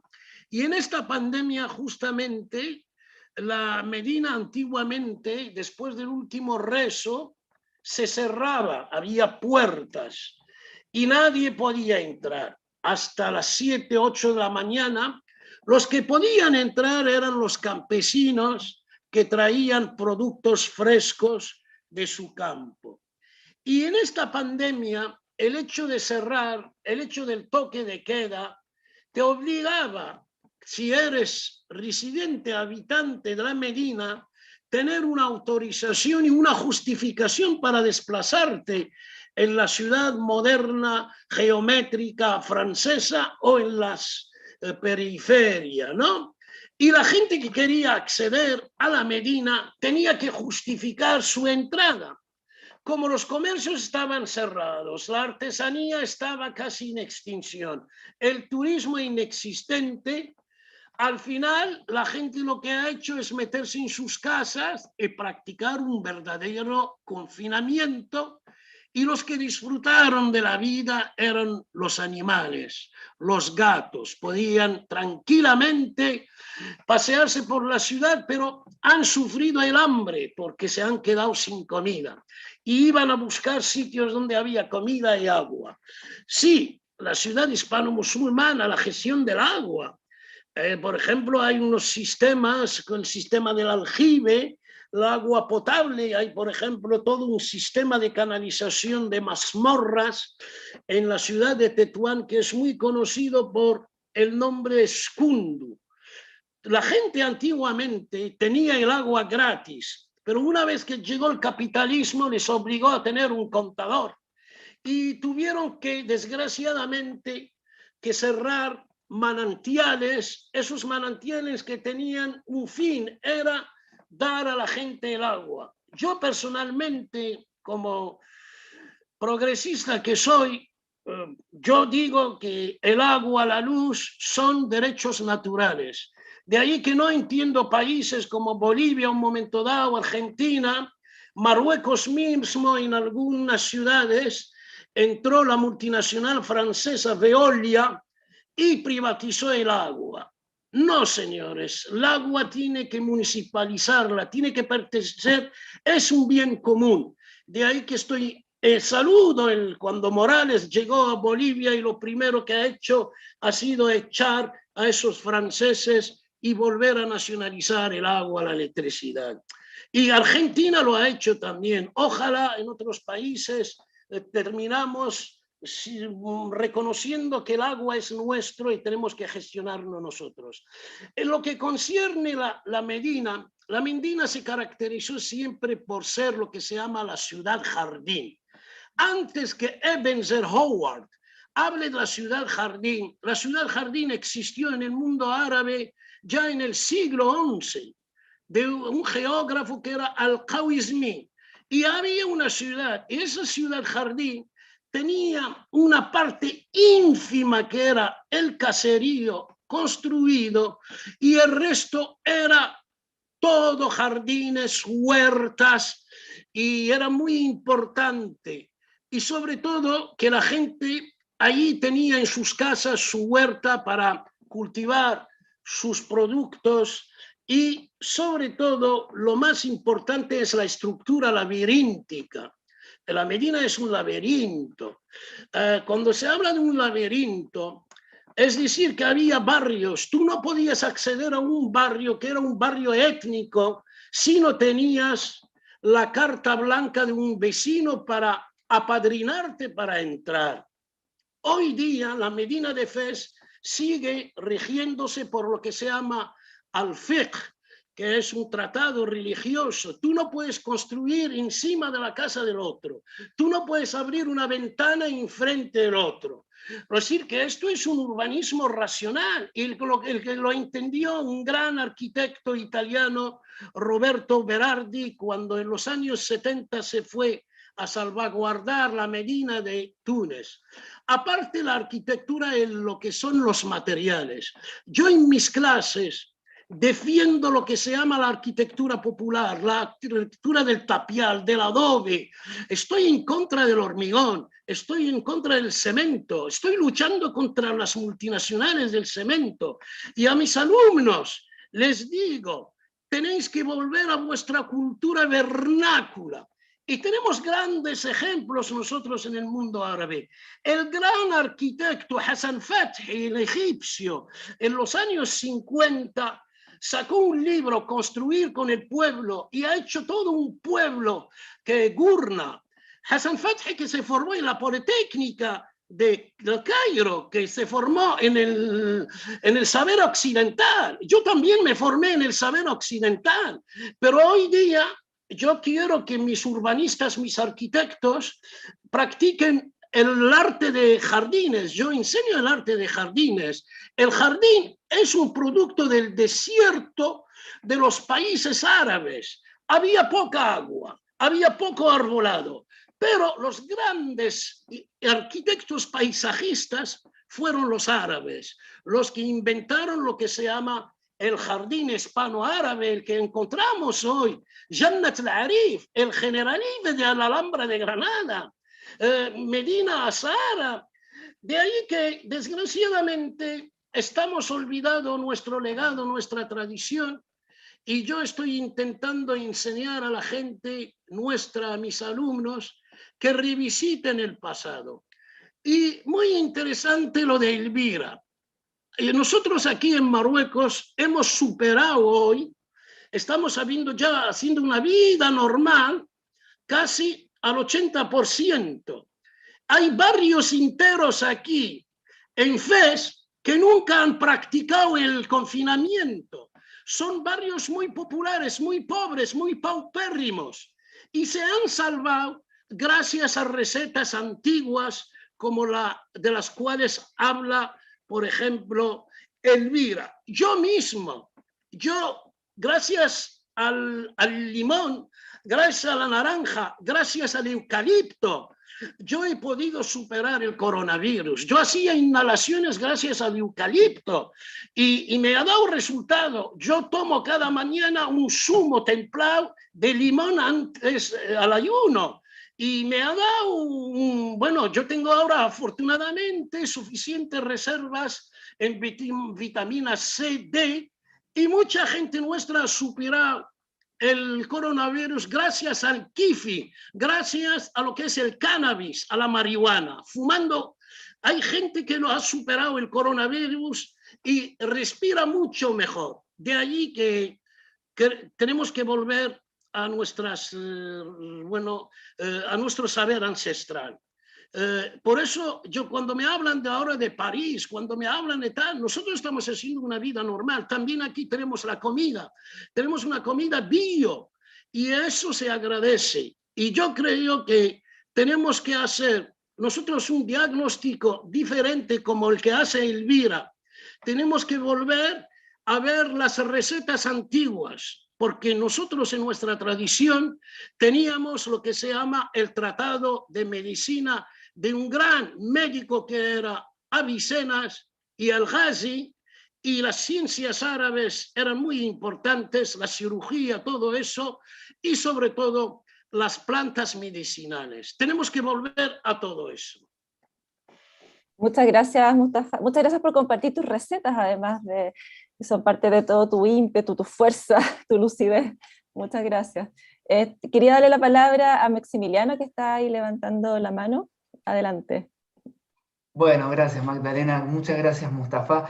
En realidad tenía una pregunta para Elvira Espejo, pero también para comentar lo que dijo recién Mustafa, me parece que hay un problema grave hoy en día también que tiene que ver con que hay un reconocimiento de que hay ciertas prácticas que son buenas, por ejemplo la medicina antigua, pero creo que hay un desfasaje muy grande entre lo que se predica y lo que se hace. Es decir, se adopta un estilo de vida occidental de consumo, mientras se predica una vuelta a lo que eran las prácticas, digamos, tradicionales. Ahí me parece que hay un problema muy grave. La pregunta a Elvira, en realidad, que quería hacer era, ¿cómo? Porque no conozco para nada el contexto. Dos preguntas. La primera es, ¿qué representaciones tienen en las comunidades sobre los laboratorios, sobre la medicina, digamos, industrial? Si las personas tienen ahí una postura tomada o es un tema que no es relevante, sobre el que no se habla, digamos. Esa es una pregunta. Y la otra, ¿cómo reaccionan las personas a los discursos más internacionales sobre el patrimonio inmaterial? Es decir, los discursos de profesionales, de académicos, si hay posturas que toman ahí en relación con... Porque lo que pasa mucho en Argentina, en Paraguay, es que llegan los expertos con un montón de ideas, pero la gente a nivel local lo ve con mucho escepticismo eso, porque no se sienten para nada cercanos a la lógica académica o a la lógica profesional, ¿no? Esas dos preguntas. Gracias. Bueno, muchísimas gracias. Creo que son preguntas muy importantes y preguntas bien amplias en realidad. En este caso, de la primera pregunta como laboratorios, ¿no? Yo creo que hay un problema entre la academia y las comunidades. Y eso yo lo digo por un tema lingüístico, ¿no? Porque como los investigadores en los años 60, 70, 80, la mayor parte de los investigadores que han venido a Latinoamérica son europeos o norteamericanos.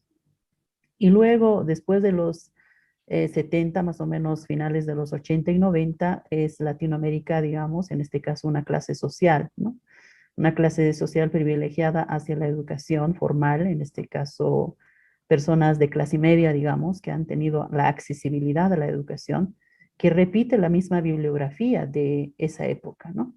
Entonces, imagínense que recién en este siglo XXI Bolivia ha saltado, por ejemplo, con ciertos cambios que no es bien notorio, pero sí es bastante interesante en las propias comunidades, que hay jóvenes que se han formado con su lengua originaria como yo, por ejemplo, o otras personas en otras especialidades, en este caso, por ejemplo, Callahuaya. Callahuaya está en el norte de La Paz, ellos son médicos herbolarios que ha pasado de una generación a otra generación y también se han formado en la medicina occidental, ¿no? Entonces, hay jóvenes que están trabajando entre un laboratorio del occidental y con las plantas comunitarias que ya están sacando sus propios derivados, ¿no? En este caso. Y eso es una lección bastante interesante porque hace una autorreflexión tremenda y ahí es donde se entra en el tema del patrimonio. En muchos casos, los bienes culturales tienen una descripción, yo diría, occidental, con una terminología jerarquizadora occidental que no es coherente con sus lenguas originarias, en este caso desde su propia terminología.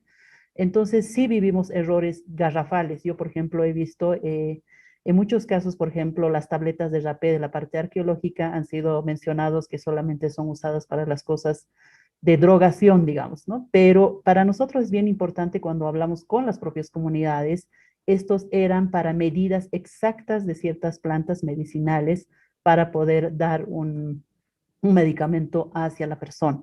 Imagínense, son otros datos que nos dan otra, como decir, otras fuentes para que podamos investigar y trabajar realmente con las propias comunidades. Por esa razón, yo soy muy exigente en la terminología lingüística, en este caso, en las lenguas originarias aymara, quechua, guaraní, en fin, ¿no? Ahora, en este tema, la segunda pregunta, en términos del patrimonio, también es bien importante porque eso también es una jerarquizadora occidental, donde ha nacido fuera del lugar, en este caso. Entonces, los patrimonios están descritos por su belleza superficial, por la infraestructura, por todo lo que en realidad lo plantean. Pero ¿cómo lo vemos como comunidades de acción comunitaria? ¿Cómo lo vemos en nuestro propio territorio, en la esencia de cómo entendemos qué es patrimonio para nosotros? Por esa razón, en la introducción yo me iba, en vez de hacer, por ejemplo, en este caso los estudios, ¿no? Cuánta gente visita, quiénes estudian, ¿no? Tienen la accesibilidad los arqueólogos, antropólogos, sociólogos, en fin, toda de la estructura académica formal, pero ¿qué de las propias comunidades en realidad, ¿no? Yo creo que eso cae mucho en el saco roto donde se dice, ¿no? Entre los académicos deciden y solamente a la comunidad se mira como un objeto de investigación. Y eso es injusta, porque somos seres humanos que también son una herencia de las propias comunidades. Entonces, en esta autorreflexión para nosotros es bien importante trabajar con las comunidades desde sus propias lenguas originarias que va a redirigir de una manera distinta como hoy en día está pasando con el tema de la pandemia. Gracias, Elvira.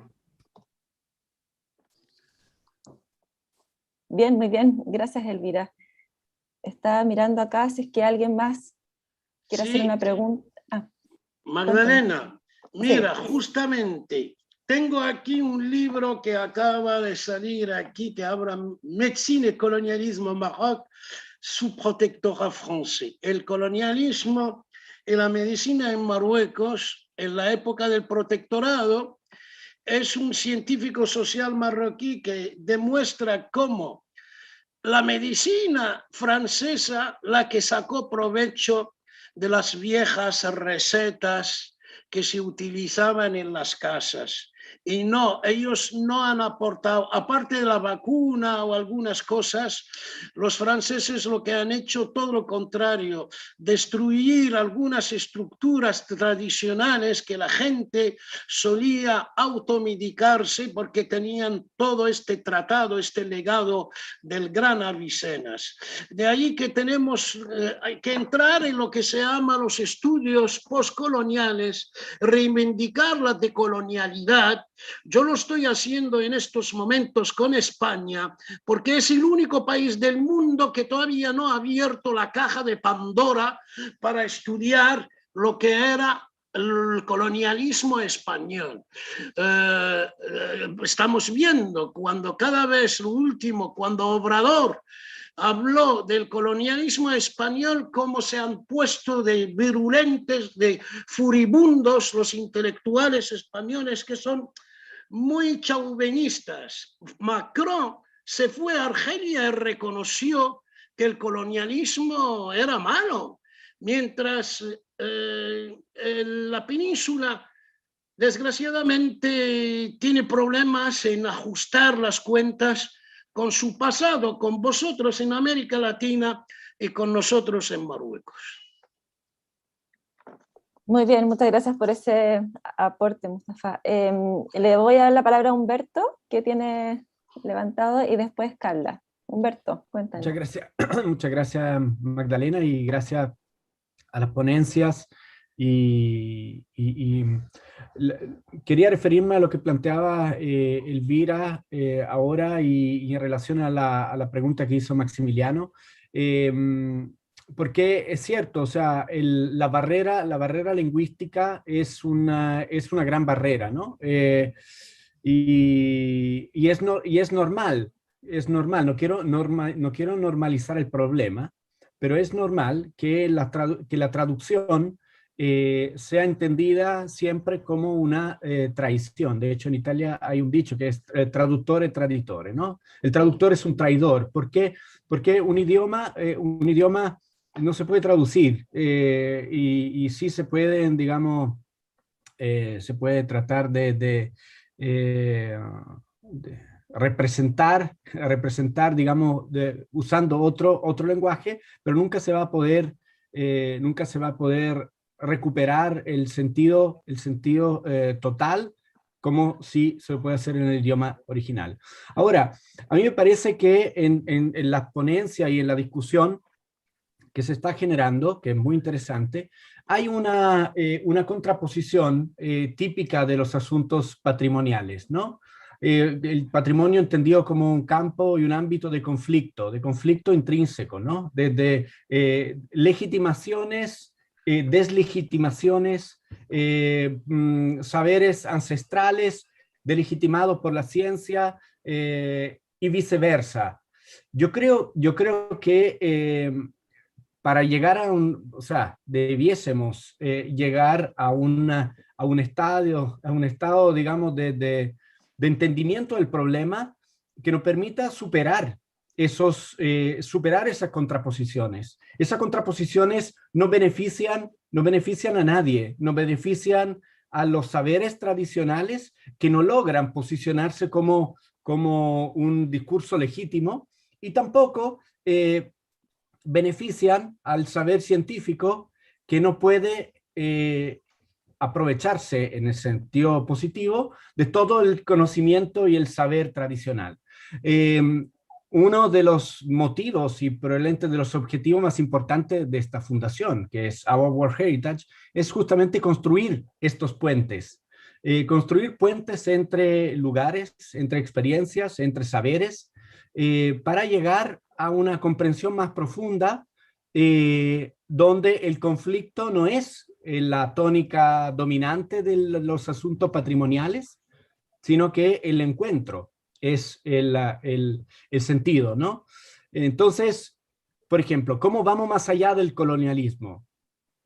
¿Cómo vamos más allá del colonialismo? Porque la dimensión y la visión de UNESCO, por ejemplo, en términos de administración del patrimonio, es, podríamos decir, en algunos sentidos, bastante institucionalizada. Algunos podrán decir limitadas, otros podrán decir colonial. Pero al mismo tiempo es y ha sido una gran fortaleza en muchos ámbitos, en muchas partes, y muchas personas se han beneficiado y se benefician de eso. Entonces, ¿cómo construimos nuevos puentes de diálogo entre estas dimensiones? Porque creo que el patrimonio es la base para disolver esos conflictos y no solamente agudizarlos.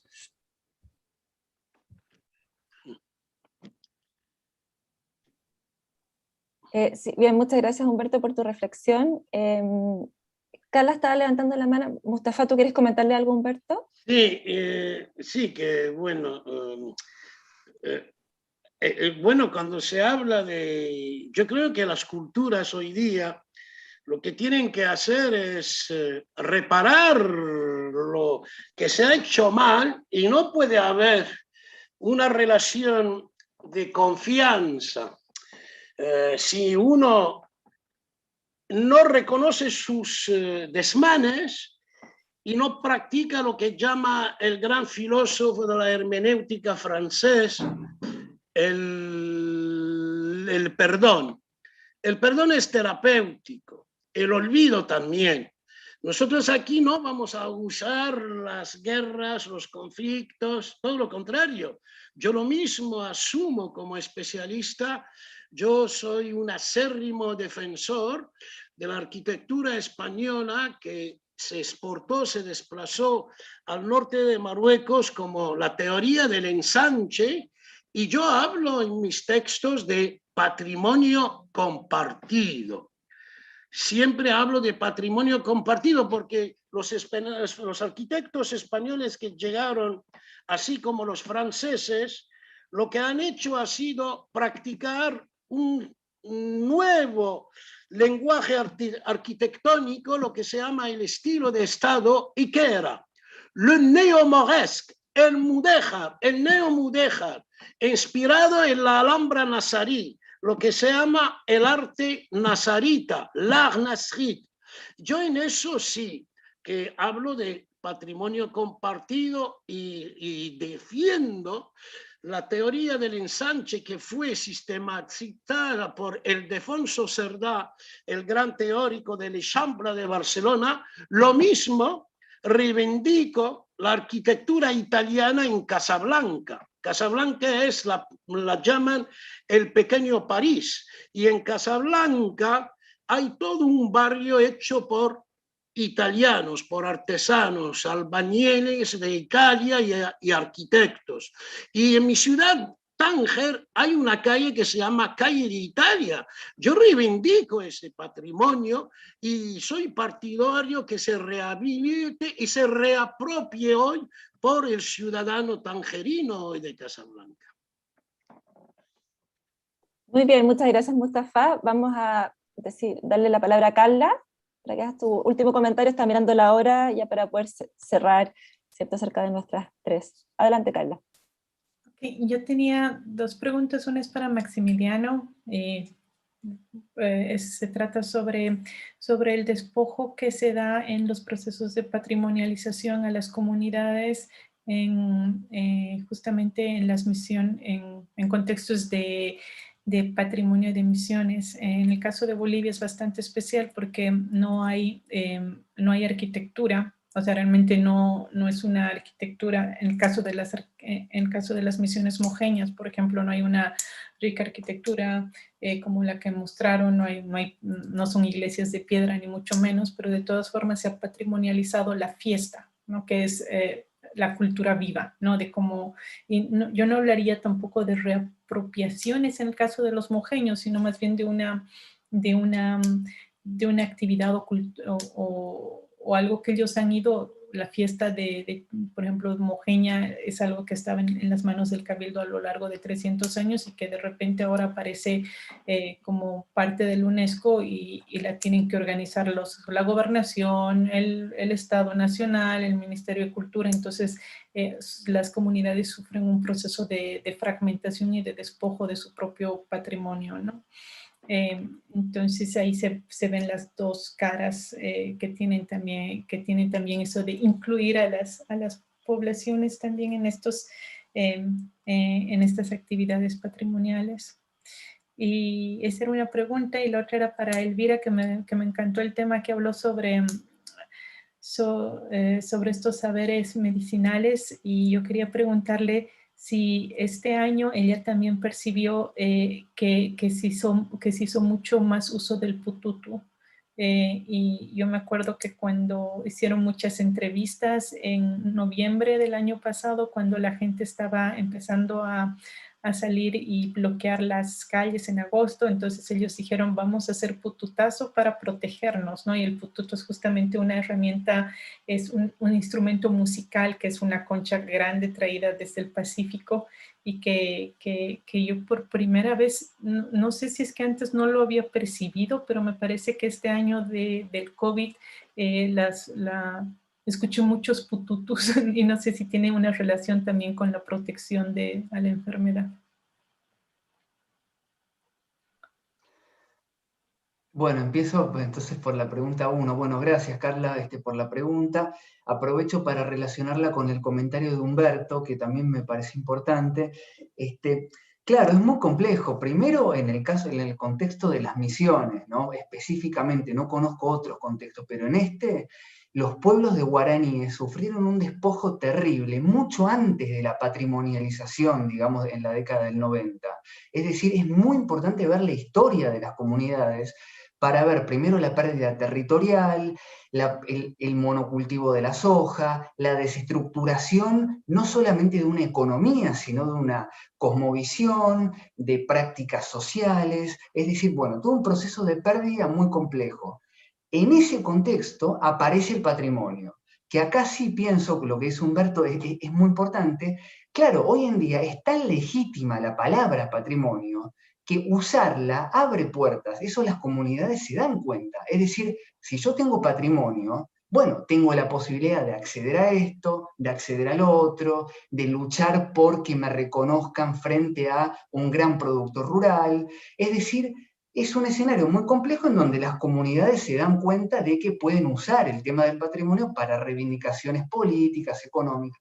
Ahora, al mismo tiempo, a la hora de fijarle un significado al patrimonio, y bueno, aparece el problema que estás mencionando, ¿no? Bueno, claro, el caso de la chiquitanía es muy claro, aparece la chiquitanía, Hans Roth, que fue el arquitecto que trabajó ahí en la década del 70, jesuita, diciendo, bueno, acá hay un patrimonio musical importantísimo. Claro, es cierto, hay un patrimonio musical. Ahora, ¿quién fija el significado de ese patrimonio? Es decir, ¿qué papel juegan las comunidades? Y pasa lo mismo en Paraguay. Es decir, se dice que los guaraníes son grandes músicos, por ejemplo, como si genéticamente los guaraníes fueran buenos músicos, lo cual obviamente es ridículo, porque no es que genéticamente son buenos músicos. Y sin embargo, se empieza digamos, a difundir esta idea de que, bueno, los guaraníes son músicos. Entonces, es muy complejo, y ahí está, por un lado, la lucha por fijarle los significados al patrimonio, y el reconocimiento de que, bueno, es una discusión inevitable, es decir, todos tienen que participar hoy en día en esta discusión de patrimonio, porque es una discusión muy, como digo, legítima, ¿no? No sé si te respondo. Ahora le dejo a Elvira, que seguro es más interesante. Gracias. Gracias, Maximiliano. Bueno, gracias por la pregunta. Sí, hemos vivido una dificultad bien grande, ¿no? En realidad, yo creo que las comunidades querían retomar estos instrumentos que también son instrumentos sonoros que son para ceremonias curativas. Y bueno, justamente hemos tenido yo diría, este golpe del Estado que ha sido horrible, y era dos luchas, ¿no? Unos queriendo retomar y queriendo curar, y el otro queriendo limpiar, ¿no? Con el tema de que los indios no tienen que estar en las áreas urbanas concentradas, no tienen que estar en los rurales y fuera del territorio. Fue muy difícil. Yo creo que más bien ese pugna ha hecho un poco repensar de los barrios periurbanos, ¿no? Que tenían que volver a su comunidad para estas sanaciones y curaciones, ¿no? Entonces, creo que genera otro debate de entender, de otra manera de entender, digamos, ¿no? Como los áreas urbanos concentrados pierde estas esencias y le dificulta incluso, ¿no? Porque en la ciudad de La Paz hay varios lugares sagrados. Está el Montículo, está el Quiliquili, donde se hacían estas ofrendas, estas ceremonias justamente con este sonar de las conchas, pero hoy en día esos lugares son áreas urbanas concentradas, miradores se han convertido, ¿no? Como solo ventana de ver el paisaje. Entonces, eso también yo creo que hay que repensarlo desde la noción humana, digamos, cómo se puede retomarlas, ¿no? O retomar con los jóvenes. Yo creo que eso no está. Y la educación urbana occidental no va a aceptar fácilmente, no va a ser muy complicado. Entonces yo creo que eso requiere una reflexión con la nueva generación que viene. Gracias. Bien, perdón. Sí, bueno, quisiera sinceramente agradecerle en principio a los panelistas, ¿no? Su tiempo, disposición, por compartir sus dones, sus investigaciones, a Guillermo, Maximiliano, a Marta, Mustafa, Elvira, por supuesto. Ha sido, creo que, una buena combinación, ¿no es cierto?, de distintas perspectivas y experiencias y áreas. Así que, sobre todo, agradecer a la Universidad Católica, ¿no es cierto?, a los anfitriones, a Our World Heritage, quien está realizando estas sesiones. Así que espero verlas y verlos en una próxima instancia. Agradecer a quienes nos acompañaron, ¿no es cierto?, en estas 2 horas, a todas los y las participantes. Y bien, con esto me despido, ya van a ser las 3 de la tarde. No sé si Humberto quieres hacer algún comentario final. Muchas gracias. Muchas gracias. Muchas gracias, Magdalena. Gracias a todas y todos por su aporte. Y yo simplemente quiero invitarlos a seguir las próximas sesiones. Quedan tan solo 3 sesiones para terminar el mes. Hemos tenido uno de estos encuentros todos los días. Todos estos encuentros están en el canal de YouTube del Centro del Patrimonio Cultural. Ahí los pueden ver, están todos grabados. La próxima sesión parte a las 9 de la mañana en Chile, a las 1 de la tarde UTC, digamos que es el horario mundial que usamos. Se titula Conservation for Emergency y la modera Christian Heisen, con también importantes invitados, invitadas de todo el mundo. El sábado 29 partiremos también a las 1 p.m. UTC. El título de la sesión en ese caso es Physical Reconstruction in World Heritage Sites. La modera el profesor Hua de China. Y la última sesión, la sesión de cierre, en ocasión del Día del Patrimonio en Chile, la modera Fernando Pérez Oyarzún, se titula Closing Session, una sesión de resumen de todas las conversaciones que hemos tenido durante este mes, y ahí los invito también a seguirnos a la misma hora en los 3 días que nos quedan. Muchas gracias, y gracias por su dedicación y por su apoyo. Perdón, ¿se puede recibir una copia grabada? Sí, ya está en línea, va a estar en línea